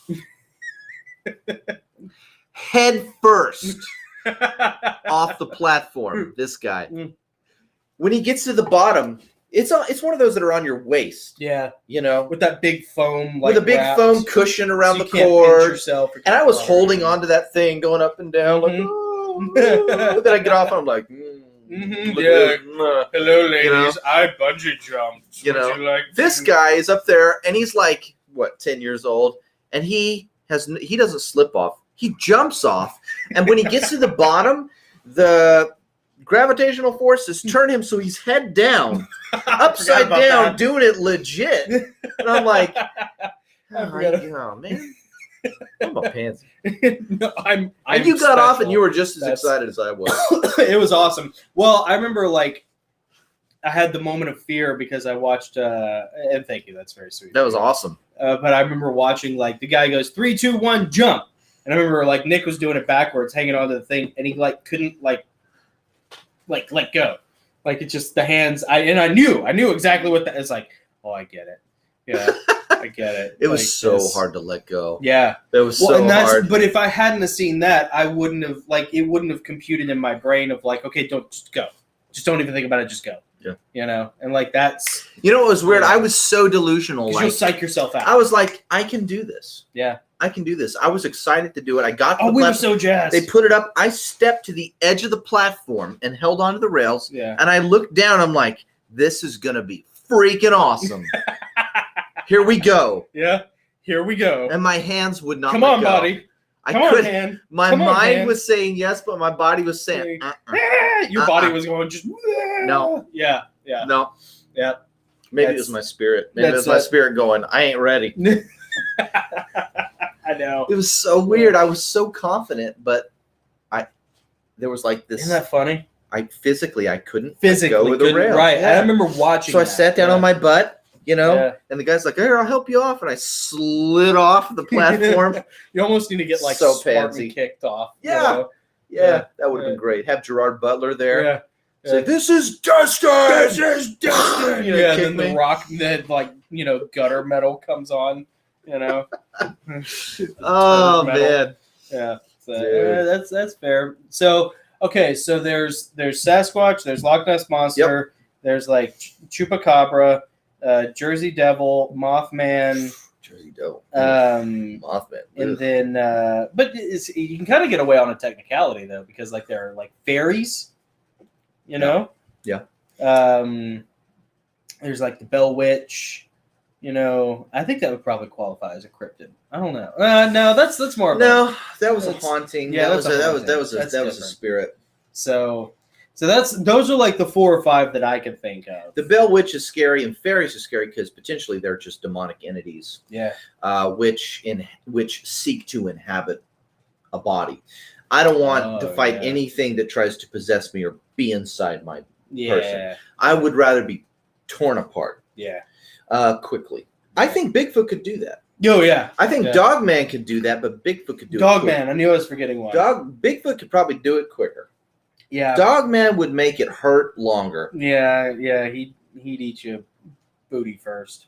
Bigfoot in the skull, I'm out. Yeah, just monkey crush. Just Monkey crush. Giant boulder. Yeah. What's funny is like that's literally the last thing I wrote in Sasquatch Lives before I came over here. Someone gets hit in the head with a boulder. Well, someone just gets mauled to death. Oh, I love it. Like their arms get ripped out of socket, their head gets crushed, and that's beautiful. Yeah. A lot of the I've heard Bigfoot encounters where people's dogs have been ripped in half. They go after the Bigfoot and they're like, yeah. And then they come and they don't see Sasquatch, but they see their dog ripped in 2 pieces. Just ripped apart. Yeah. And I'm like, well, that's a dumb dog. That's a quick way to go. Mm-hmm. That's a quick way to go. Mm-hmm. Yeah. I'm going with classic Bigfoot. Bigfoot? Classic Bigfoot. I think I could take out Chupacabra. You think so? Okay, well, here's this. Are you armed? Yes. Oh, well, wait a minute. So, okay, you're not having to fight it bare knuckle. You can choose. Loch Ness Monster with depth charges. I'm in. I was about to say. So can I hunt for Red October this bad boy? Because I'm all in some hunt for Red October. So here's the thing. You can hunt it with any legal measure. Anything. Is a nuclear submarine legal? I mean, if you're like the DOD. Or if you just, I bet, you know what? I bet Russia's got a nuclear sub. If you make enough money in royalties. You can go to Russia and do anything. I love those guys. I love those guys. Yeah, Russia's pretty awesome. Dude, they're awesome. For that reason. Like, I mean, you can go hunt pirates in Somalia. Like, why can't you go blow up friggin' Leviathan with a nuclear submarine? Wouldn't it be cool to, like, form a band? I just use Putin. I wouldn't even, like, use a nuclear submarine. Form a band of pirates that only hunts pirates. Yeah. Don't play by rules. Yeah. But go after the rule breakers. Yeah. That'd be fun. Yeah. Anyway, we're talking cryptids. Gratifying. We're talking cryptids, not Ethiopian pirates. I mean, to be fair, like those Ethiopian pirates are probably right, but I don't let that get in the way of a good time. I mean, you can't blame them for trying. Yeah, I mean, like when every developed nation just rapes your shoreline of fish. Look, but I will say, the next time you go after an oil tanker, make sure the guy who's captaining the boat didn't also fly to the moon. Or get, survive on an island. Yeah. Cast away for 2 years. Yeah. Yeah. Don't let it be. Yeah. Don't let it be Tom Hanks. Yeah. Be careful. Yeah. Because you never know. Choose your target. Choose your target wisely. Choose your battles. Is all I'm saying. Pick your battles. Maybe that cop that you're ingesting isn't helping you out so much. Well, if I'm armed. Anything legal. And they even make an AR-15. Legal as a non-military citizen. Right? Is that what you're saying? Okay. As you, Nick Goss. Goes into thinking about this. Yeah. You know what? Spaz 12. Yeah. Chupacabra's not a bad. Right? That's not a bad one. Chupacabra. I think I could. Yeah. I think I could. I bet you could. Yeah. Chupacabra. That's a good one. Yeah. That's a good one. That's what I think. Yeah. I think I'd go for a Chupacabra with maybe like a 308 with a binary trigger. Just lay down some hate. Chupacabra's like the whiny little millennial of cryptids. It really is. It's so underwhelming. No, but here's another thing. Just annoying. Now that you know you're armed, right? And you're armed in a way that's powerful, now the tables have turned and you're no longer just choosing how to die. Now you have an opportunity to make a name for yourself. It so changes your confidence in the world. It changes your approach to it changes your perspective, which is exactly why we need to keep defending the Second Amendment. I would say, I'm going to scroll. Yeah. Check out the chat and Instagram. Oh, I will. The Minotaur, yeah. Adam's got a cool thing for the Minotaur. You know what? The Minotaur qualifies as a cryptid. Really? The Skinwalker Ranch has that legend of some being that had like a deer head with antlers. Yeah. We have Anubis and we have Dogman. Oh, yeah. We have, obviously, we have Sasquatch. There have been a lot of we have the reptilians, Yep. I don't see why Minotaur is so hard to fathom being a possibility when you're talking about hybrids, when you talk about fallen angels, genetic manipulation in the gene pool. That's I don't see how the Minotaur could have been. I mean, it could have been just myth. But if it wasn't myth, it could have been turned into myth. I don't see how it's so far from the realm of possibilities. There's so many weird chimeras. Yeah. Chimera. Exactly. Well, and there's even a satyr in the Bible, in the section where Genesis 6 talks about it. This book by Gary Wayne talks about a goat man, basically. A satyr is a goat man. There you go, satyr. In the section where they talk about Lilith. So. Really? Yeah. It's like in, I don't know, Leviticus or whatever it is. Or interesting. Very interesting. Whatever Old Testament text it is. It's the only verse that mentions Lilith. It's Old Testament. Interesting. But it mentions like she's, like the owls of the. Look up what was the Instagram chat that Adam was. I'm pulling that up right now. Adam, we're going to look at your chat. Hold on one second. Might be in the messages and back channel. I'm not really sure. Let's see. Here we go. So yeah, I mean that's the thing. Once you figure out that like you can use any weapon legal to own in the U.S. Yeah. Oh, it would be a firearm. Oh yeah. Yeah. We're not going with blades. We're not going Roman gladiatorial combat. No. I want. Oh, here we go. He shared a link. It's a YouTube link. Thank you for that, Adam. Let's see what's up with this. We're going to just paste this right here. And let me tee it up here real quick. We're going to take a look at it. And if it's apropos, sneak peek. If there aren't boobs and butts flopping around, we'll go ahead and share it with everyone. Not that I don't trust you, Adam. I totally do. But who's let me just boobs take a look and at butts? I mean, is it Rona Mitra's boobs and butts? Because, Let's see.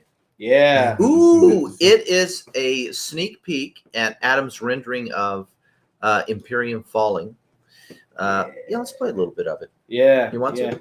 Well, actually, let's make sure Adam's okay with it. Adam, do you want us to go ahead and showcase this now, or do you want to keep it on the back channel? We'll do whatever you want. I'm going to put it in the comments right here. Yeah. So people can play it for themselves and watch it. But we can play a little bit of it now if Adam's okay with that. And while we're waiting on Adam to reply, his wife, Dee, is on Instagram as Resin by Dreamer.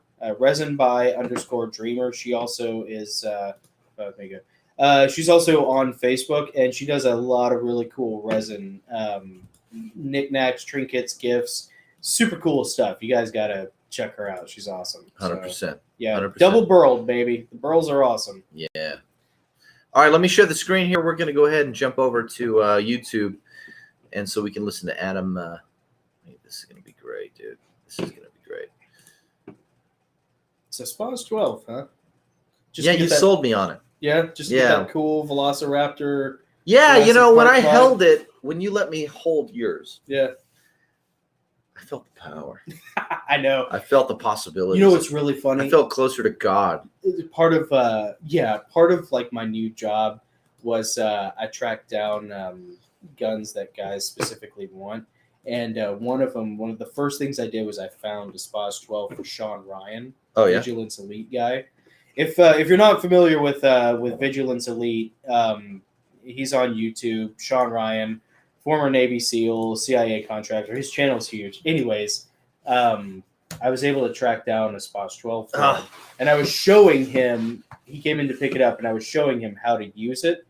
And it reminded me like what a cumbersome, overly complex piece of machinery it is.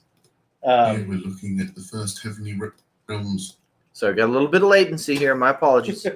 But it's what an overly complicated piece of machinery it is. But here's the magic of the SPAS 12. Only 1,850 of those are imported into the country. And as I'm showing Sean, it's very clear to him like what a pain in the balls this thing is to use. Right? Really? Oh yeah. He's like, God, what is, I was like, I get it. And even Sean, at the end of the day, was like, man, this thing is so awesome. Yeah. This thing is so badass. It's like, it's such a cool gun. And it's okay if you don't know what that is. It is a semi-automatic shotgun. Yeah, that you can then use. It's the one from the Jurassic Park Muldoon Clever Girl scene. It's primarily a semi-automatic. The thing back. Yeah, with the. It is not a stock. shoot, pump, right. pump. It's not that. Well, it's primarily a semi-automatic. Shoot.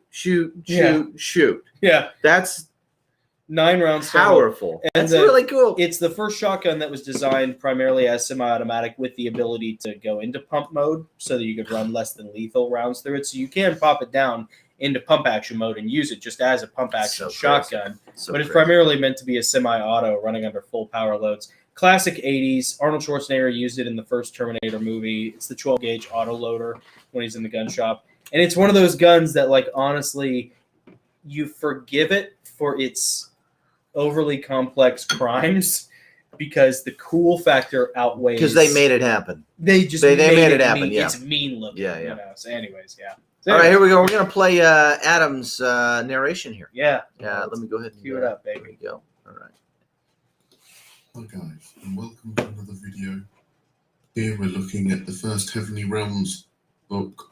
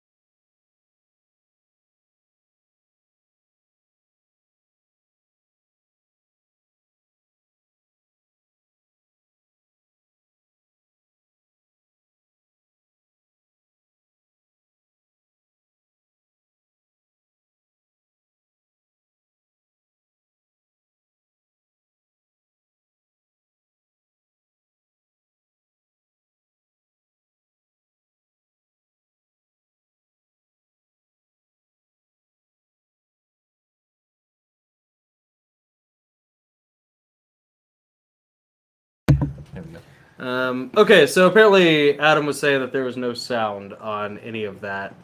So I apologize. I don't know. Let me try this. Let me try something. Apologies. Thankfully, that only wasted like 4 minutes of your guys' life. Yeah, that's all right. Yeah. We can, For all the people watching, all 2 of you, let me just go back here. Arrayed in celestial You can hear that. regalia and bestial raiment, flanked by the Cyclopean granite statues of renowned houses. You can hear that, right? Colonnade Thumbs up. wrapped in Good. Great embroidered tapestries. Be faster. The entirety of the angelic host was assembling in the tiered balconies and deep banks of pews, filling the redecorated hallowed causeway. 1/3 of their number sported red bands on their left arm. All of heaven was in the holy temple, except for a few. Michael noted their absence as he stood next to the black marble speaking dais at the summit of the 40 steps. Adorned in their dress armor, the heavenly host twinkled and gleamed as galaxies before his burning sapphire angelic eyes. They sat arrayed in their tiered pews facing the altar. Behind the archangel on the foyer, the doors to the inner room were opened. The temple guardians stood on either side, barely visible in the washout of golden prismatic light, radiating from the white throne within. Michael stood between the 2 sources of light, bathed in the kaleidoscopic glow of the angelic host before him, and warmed by the holy light of the white throne behind him. His brushed steel cuirass was buffed and polished. From the waist down he wore freshly oiled leather trousers, with knee-high greaves etched in silver flames. His matching vambraces glimmered at his wrists as he rested his hand on Virtue's pommel. His silver diadem hung forward a bit, ill-balanced as it was against his growing bun of black hair at the back of his head. His armor-bearer, Zodkiel, stepped forward to adjust it. Gabriel strode up to his flank. His golden armor shined. On his breastplate was a winged trumpet. His vambraces were adorned in emeralds and topaz. His greaves were inlaid with pewter. All right. That is a sample of the incomparable Adam Burrell. Yeah. Oh, Adam. Oh, man. So good. Thank you for doing that. That's amazing, Adam. That is so awesome. Yeah. We have more things in the works that hopefully he'll be willing to work on with us. He's going to be working on Hoppus Chronicles. Oh, cool. Here pretty soon. Yeah. Yeah. Adam is a huge asset. Adam and Dee both are awesome. Like, they have contributed so much to both the Heavenly Realms brand and the Travelers League brand. Really. Yeah. I don't know. Wish I had connected with Adam when I was putting books 1 and 2 of the Travelers League out there. Yeah. He did book 3, 4, 5. He did a prequel and then another story that he's working on right now. So he's done the significant majority of the Travelers League series, except for books 1 and 2. And but we have a plan in place for that. Yeah. Yep. Good. That was beautiful, by the way, Adam. That was awesome, man. Yeah. I love the background music. That was perfect. If I remember correctly, that is sort of the penultimate chapter of part 2. That's the Benediction Ceremony, which is, spoilers, that's when Lucifer unveils that he is Satan and that he's going to make his bid for the White Throne. That's what kicks off the War for the Throne. So it's almost like the last chapter, the last big hurrah of what their world was like before the war. And so that's why it's so beautiful. Everybody's basically at this benediction ceremony, this church service in the Holy Temple in Zion. And the doors to the inner room are open and the White Throne is shining forth. And Michael and Gabriel are up on the dais at the top of the 40 steps of purity wearing their dress armor. And he's looking out at all of the angelic host who's all assembled in their Sunday best in their dress uniforms. And that music is perfect. So Adam's killer, man. Adam has a knack. He really does. Yeah, he's got that like outside the box thinking. It's really cool because he's done like some reverb stuff before and done some like cool little effects. But man, if I could get him and Mark Chadwick paired up to like orchestrate some, do an audio production together kind of thing, man, it'd be awesome. It's doable. Yeah. Mark was good enough for Dad. He's good enough for me. Oh man, absolutely. Mark is fantastic. Yeah, and then I got some T-shirts that I'm gonna have coming in. Nick we designed these. Yeah, we designed these last week after the live stream. Yep. So show them the back. Yeah, show the logo is. Back. You might be able to see. Oh yeah, you know what? That turned out a lot better than I thought. The sword is still a little. It needs to come out a little bit more, but I almost have to find a graphic designer to just recreate that. I might be able to. It's just going to take some time. I just have to find the time to draw the sword again. I can make the red brighter, so it stands out more. But whoever this is, NPC 314. So NPC 314 is awesome. I met this person through Creepy Little Book. Oh yeah! So heck yeah! NPC 314. Gosh, man, it's been forever since I think it was probably 3 months ago, maybe, that we were talking on one of Pete's live streams on Creepy Little Book.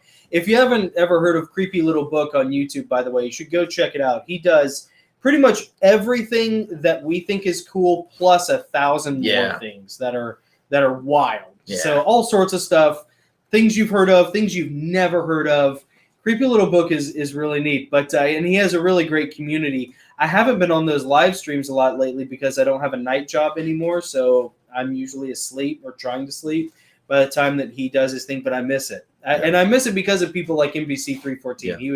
He was really cool. We had some great conversations there, and he was always really sweet, really friendly, and super knowledgeable. He's got a ton of information. Let me share this post here. Yeah. NPC 314 says, yes, what he, meaning Gary Wayne, is describing is what we covered last night. Interesting. Zechariah 3. Yeah. Zechariah 3, I think, where Hasatan persecutes Joshua and the 144,000, and this causes the war in heaven when he is rebuked. Yeah, that's pretty cool. Yeah, Pete's got Creepy Little Book has some cool takes on some things, on some very mundane, well, not mundane, but some very well-worn topics. Mm-hmm. Creepy Little Book is great for that. So, and it's a great community. Like, it's very interactive, sort of like how we are with the comments. Yeah. Pete's really good at reading the comments. And NPC 314, man, he knows his stuff. He's super awesome. It's great to have you here, man. It's been a long time. Let's give him a shout out since he joined. He says he does a Saturday night show. That means middle of the night. Yeah. Called the Solomon Report with Aaron Moffat. Oh, that's cool. Will you interesting NPC? Will you post a link to that, like in the comments? Yeah. Or in the live chat, because I want to have a record of that so I can go back and watch it this Friday night. Very cool. Or maybe throughout the week. I will be happy to check that out. As a matter of fact, NPC, just today, my wife and I were talking. We were kind of working around the house, just doing some, weekend stuff. And she asked me, how do we discern between the knowledge of God and the knowledge of, fallen angels that's meant to deceive us? How do we discern between that? Yeah. And how do we discern between creatures that are unnatural and unholy or cryptid or whatever? How do we know that it's something that's bad? Yeah. Or if it's something God created? Did God create Sasquatch? Did God create Dogman? So forth. And I took her back to Genesis, where there are 2 bloodlines. Yeah. There are 2 Seths. Two Enochs. Yeah, there are actually 2 Enochs, 2 Lamechs. Yeah. Thanks to Gary Wayne, dude. I've been studying the Bible since I've been studying the Bible all my life. Yeah. And it wasn't until Gary Wayne's book that I realized, holy crap, there are 2 different Enochs that we're talking about here. At the end of chapter 4 of Genesis, it talks about Enoch, who was a direct descendant of Cain. Yeah. And it talks about his descendants and the information they got. They developed music and weapons and cosmetics. Cosmetics. It's a weird thing that it's called cosmetics. Yeah. And then there's the other Enoch, the Enoch who walked with God, who was no more, who was taken up, and he's in the righteous line of Noah, from the line of Seth, from Adam to Noah, 2 Enochs. Yeah. So there's a dissemination of fallen angel knowledge to the bad Enoch. Yeah. And then there's a dissemination of the knowledge of God through the righteous line of Seth. Yeah. And I was trying to kind of unpack, and I did it in even less articulate terms than that. Right. Yeah. But it was a really cool conversation, and it was but at least I could have that conversation because of Gary Wayne's book. So yeah, that's right. Yeah.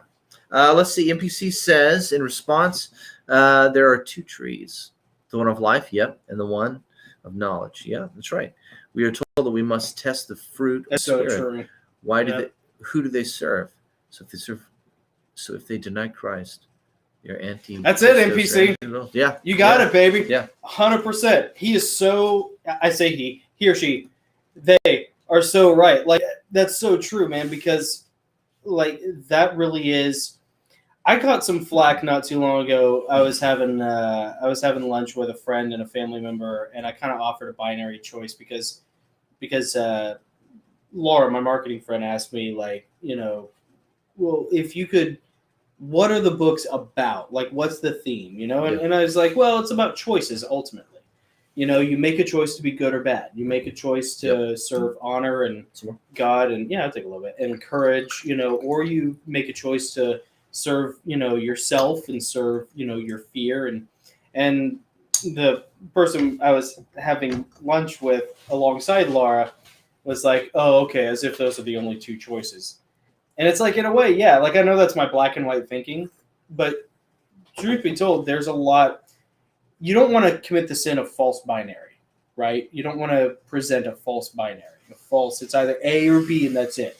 Yeah. C.S. Lewis was guilty of doing that when he shouldn't have. There were times in C.S.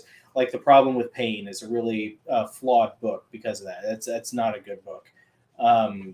But most times, with the reason why he makes that choice or why he presents it that way is because so much of the Bible is a binary. It is a choose this or this. Blue pill, red pill. I got to jump in right there. Yeah. So I think that an NPC harkens back to that. Let's go back to the first choice. Yeah. The first choice was Eve's choice. Yeah. And it was black or white. Yeah. It was eat the fruit or don't. Right. Believe God or believe the serpent. Yeah. Roughly, right? Now, she made that choice. But the choices that we're faced with because of that choice are not black and white. There are a lot of multifaceted things, but ultimately, if you boil them down, they are black and white.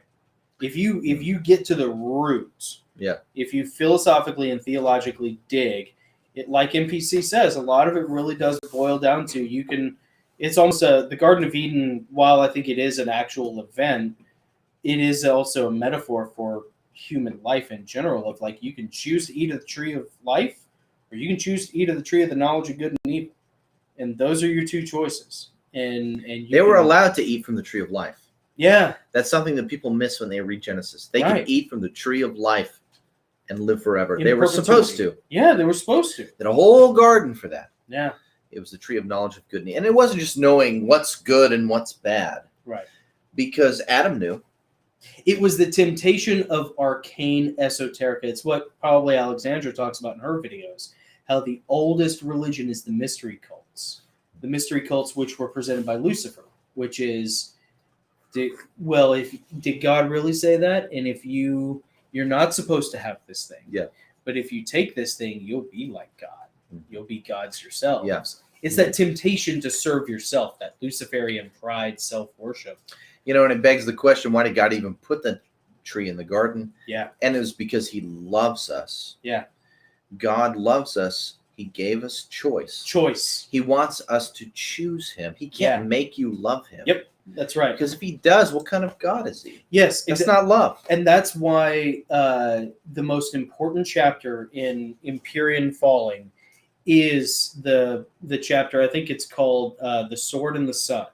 It takes place in part 2, and it articulates that. It's when Michael kind of throws his temper tantrum. Yeah. And he goes storming into the throne room. Yeah, I love that. It's my favorite chapter. And he's like burning alive because the holy power, the white throne, is just cooking him. Yeah. And then it's the shadow. He's in a microwave, essentially. Yeah, and he's chosen it. So good. Because he's just lost it. He's at his breaking point. And side note, saved by the shadow of the sun. Yeah. The shadow of the sun. S-O-N. Yeah.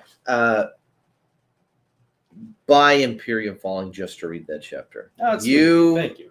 Paint that picture so vividly. It's very so good. Thank you. It's so good. That really is. I'm such a hack compared to my brother. Whatever. My gosh. Okay. Yeah. Whatever. Jeez. But that is like the message of the book. Ultimately, is in that it's crystallized in that one chapter, and Adam did such a good job of articulating that in the audiobook, of giving it, breathing life into it. Is that like it really is.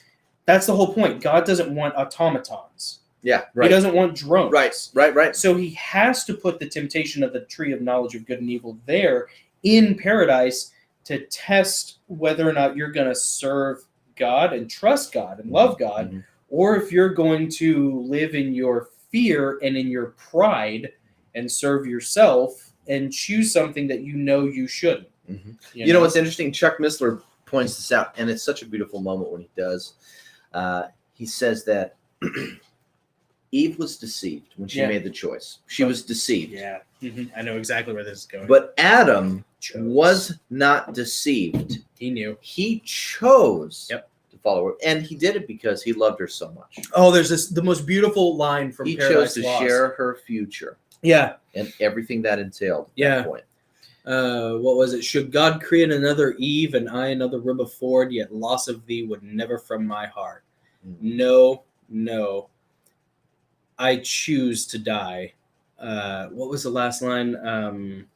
Let's see. He's quoting John Milton here, folks. Yeah, it's John Milton. It's Paradise Lost. This might be the best episode we've ever had. Probably. This is awesome. Yeah. This is great. No, because it says down he dropped the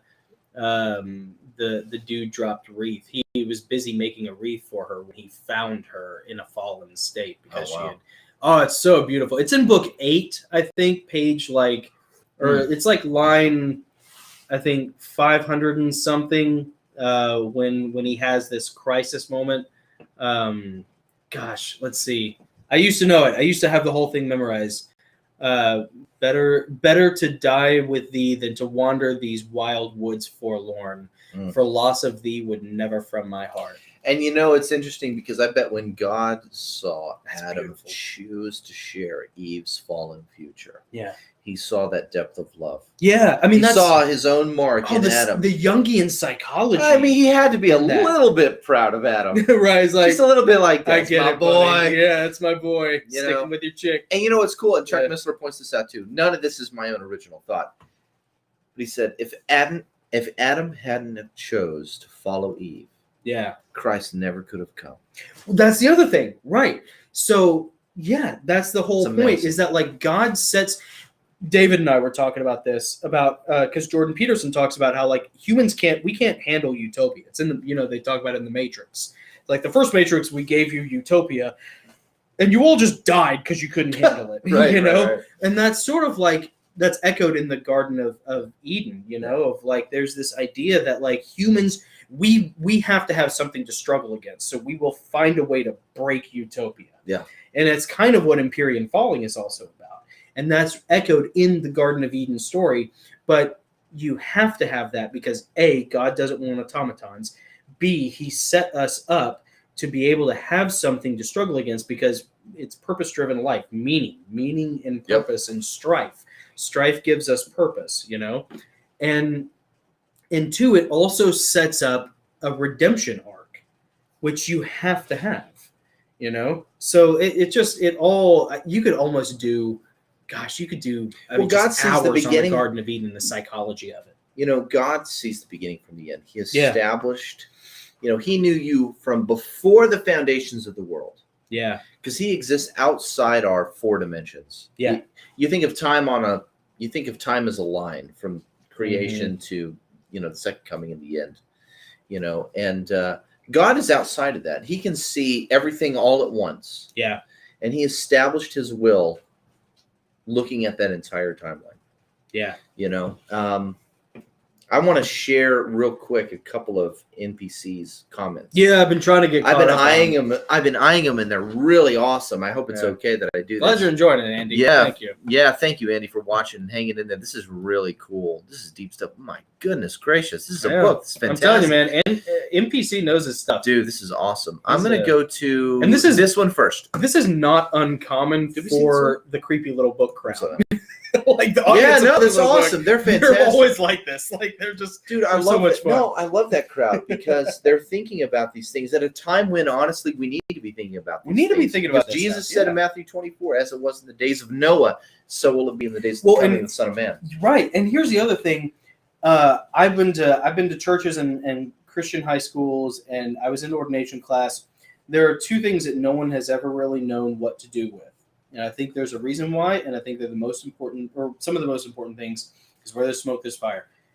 No one has ever really known what to do with the Noah story, with the flood, okay, with Genesis 6, because there's a great delusion that goes on here because of this, because people don't want to admit the Nephilim theory. And two, no one has really ever presented a good case for what the Garden of Eden was supposed to be. I mean, even the progressive Christianity of Stan Mitchell at Grace Point, the ordination class that I was in, I'll name names, baby. I know you will. We already named Nashville Typewriter. Yeah, I don't play this like Alicia Childers. Oh, it's this, but it's no. Not Stan this. Mitchell was he was a line no. of he took the Sethite view. Of course, the righteous sons of God, the sons and of God, and the daughter of men, the righteous school. Sons of Seth intermingled with the daughters of Cain. There was this intermingling. But he didn't know what to do with the Garden of Eden either, even in ordination class. Of course, it doesn't make sense to him. The flood doesn't make sense to him. Yeah. Nephilim is just mighty men of renown. Yeah. It doesn't make sense. It's funny because they ignore what the text says. Right, what God said. Yeah. Yeah. What the actual text said. Mm-hmm. It said that the sons of God, the Benediction Elohim. Mm-hmm. Every time that phrase is used in the Bible, in the Old Testament, it refers specifically to angels. Yeah, to an angel. But the Sethite view says, well, this one time it just refers to the line of Seth. Yeah, that is absurd. It is absurd. The Septuagint translates that phrase Benediction Elohim as angels. Yep, that's right. Yeah. The early church, actually from 300 AD to 300 BC, 300 BC to 300 AD, they all understood that to be angels. Yeah. From the Septuagint all through the early church until Augustine, who was a great theologian, but so much of Catholic doctrine is based on his theology. Yeah. Up until him, everyone understood that was angels. Yep. Angels and daughters of man.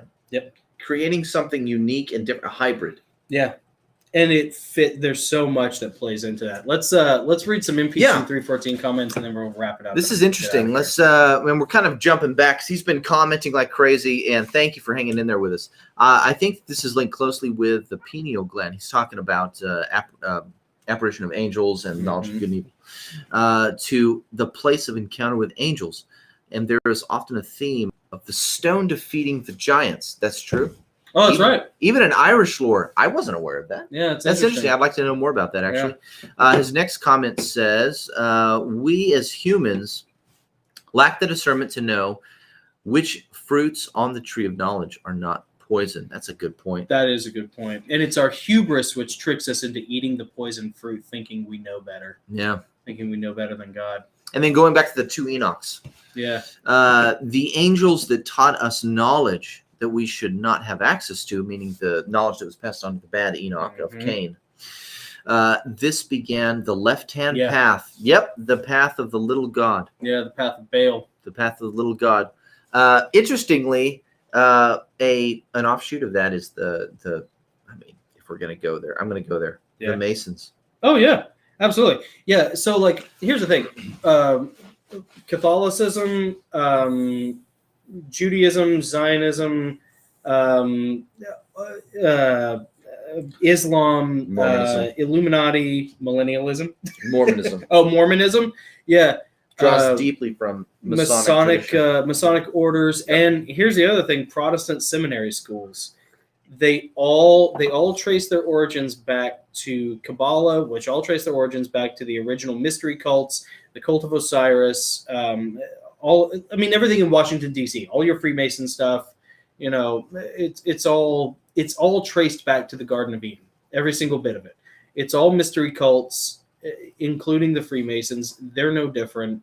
It's all one big system that really just promotes Lucifer and the self. What's and the anything but God? When you look at the emblem for Masonry, it's a compass and square with the letter G in the middle. Who is G? What is G? Yeah, according to probably Alexandria, it's Godriel. Godriel, thank you. It was the name of one of the fallen angels that who supposedly was Satan. Yeah. Lucifer, another name for Satan. Yeah. The murderer from the beginning. I saw this weird video of a Mason, top level, highest degree Mason, 34 degree Mason, saying that they absolutely yes, Lucifer is God.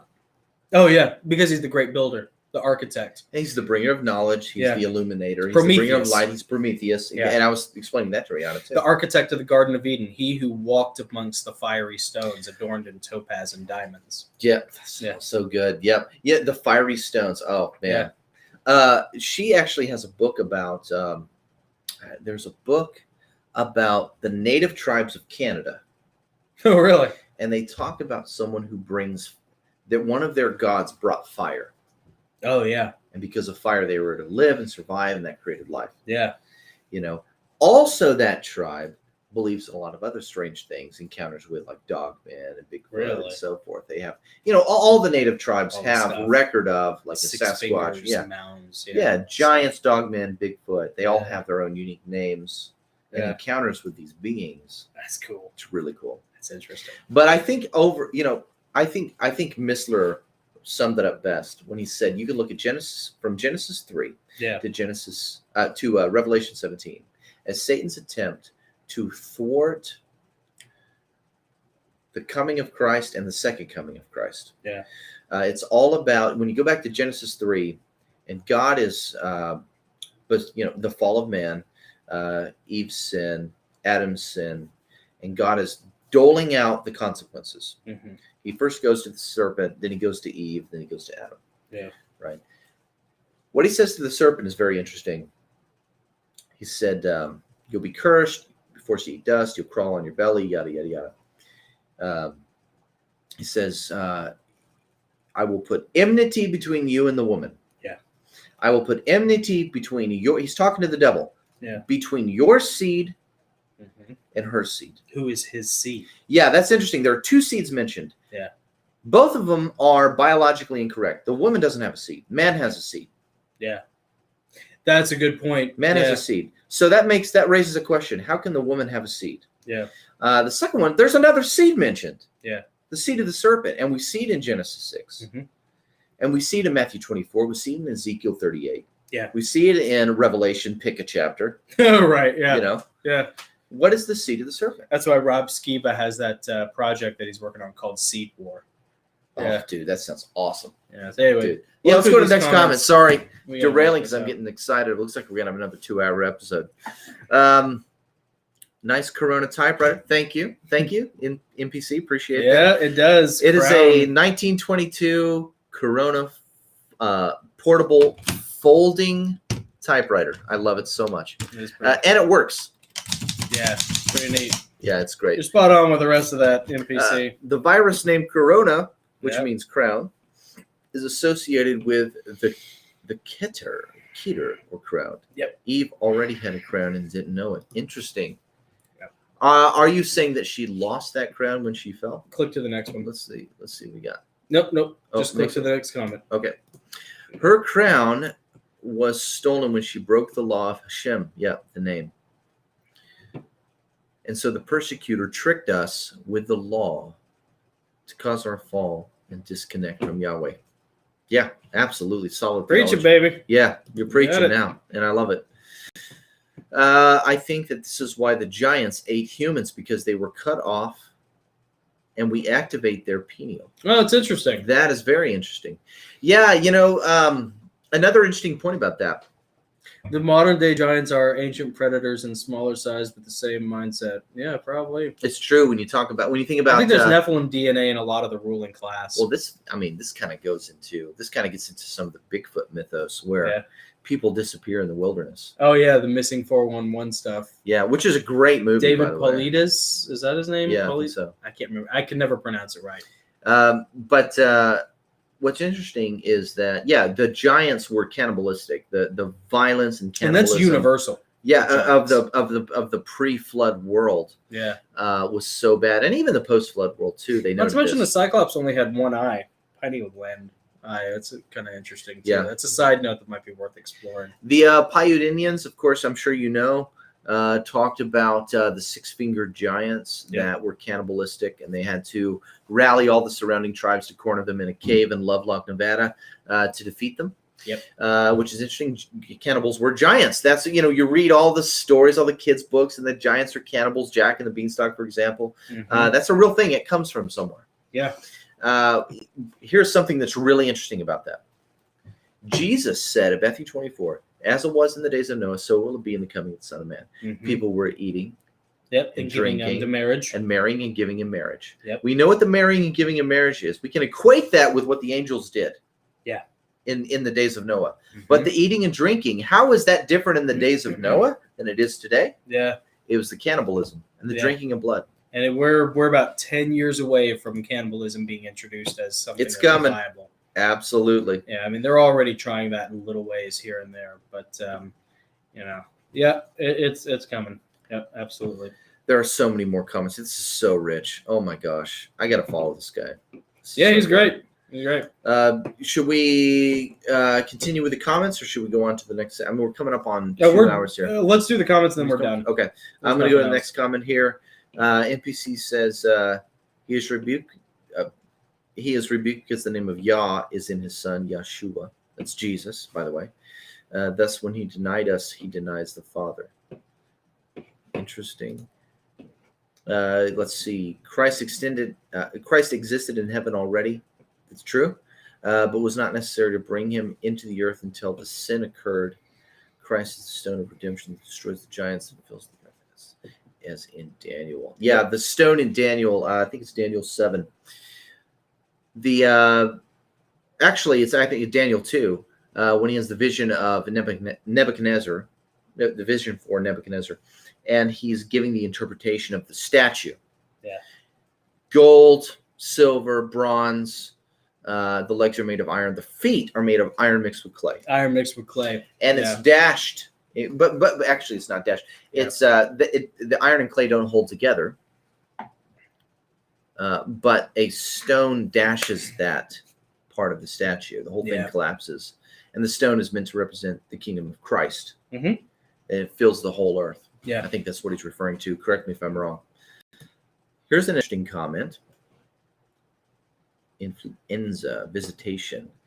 And Enza is also Germanic Italian, equaling giants. Interesting.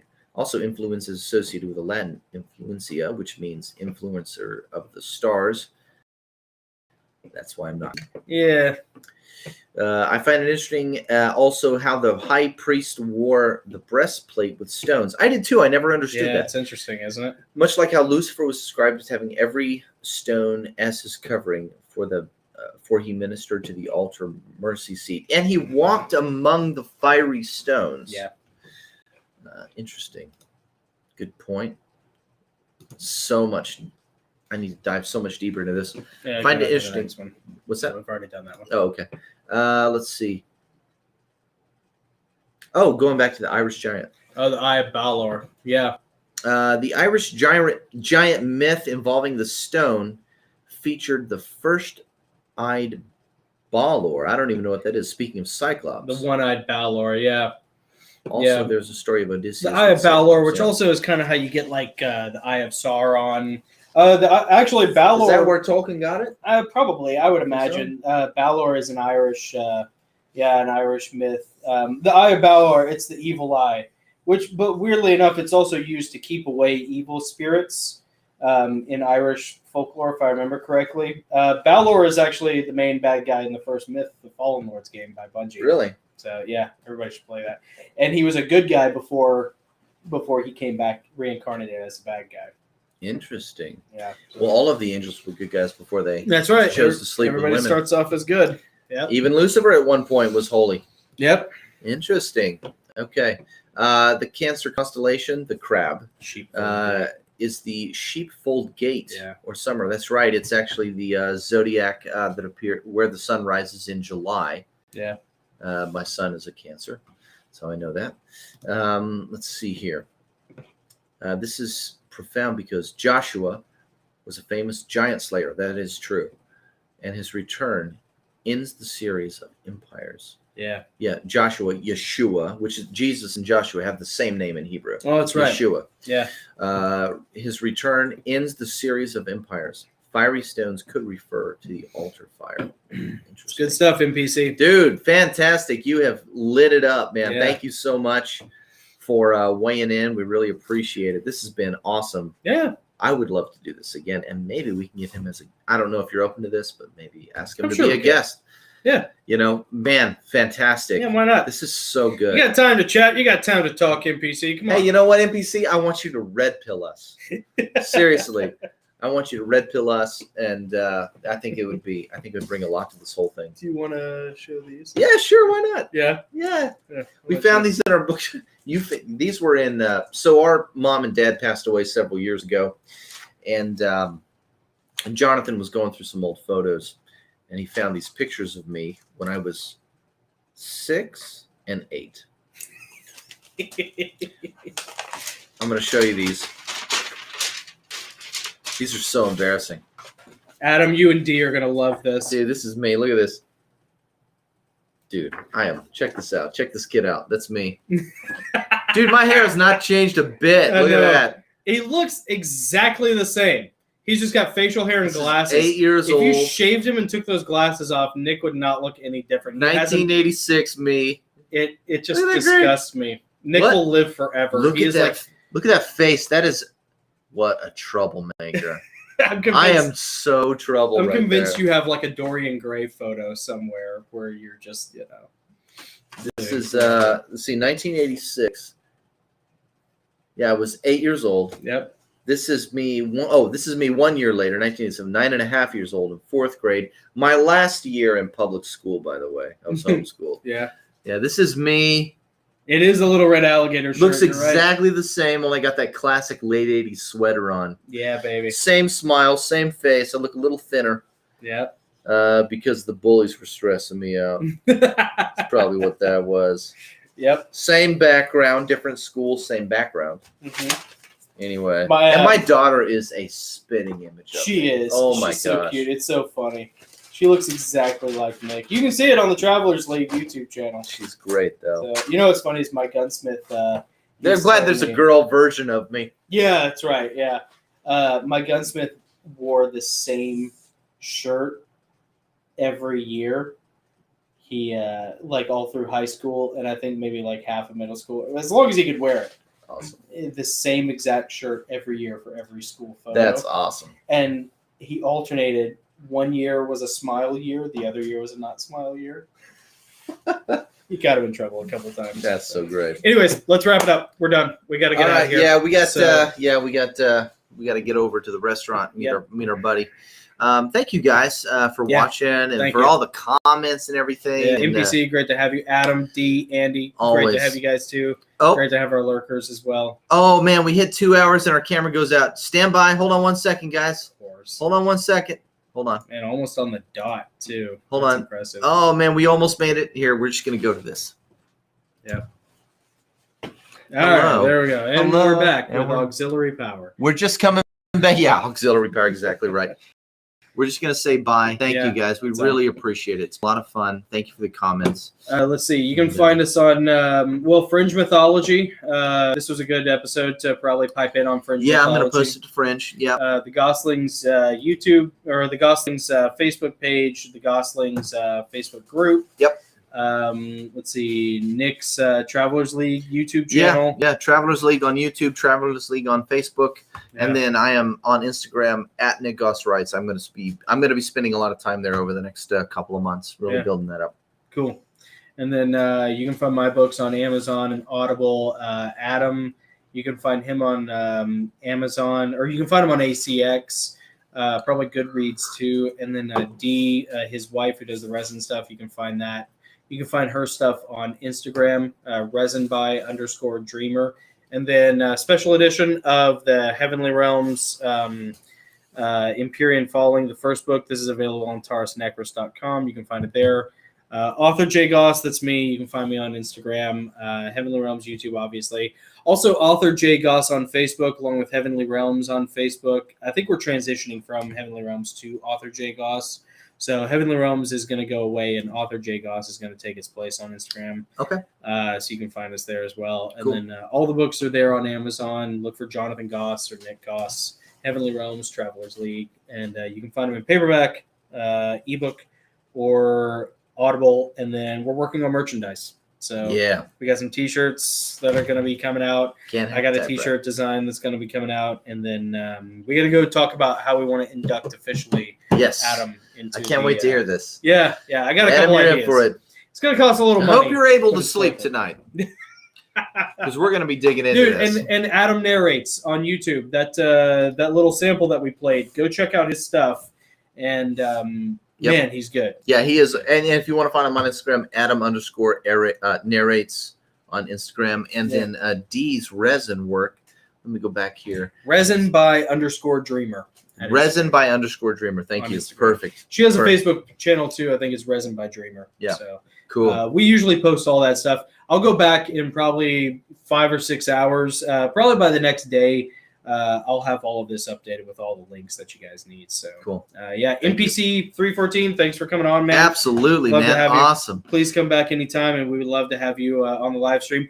Post a link to your channel in the comments after this live stream ends, so that I can then link it to my channel, or I can put it in the comments and everything, so I can promote you guys. So anyways, I'm Jonathan. I am Nick. We are the Gosslings, and Adam, Andy, D, NPC, and all the lurkers, man, we appreciate you guys watching. Thank you.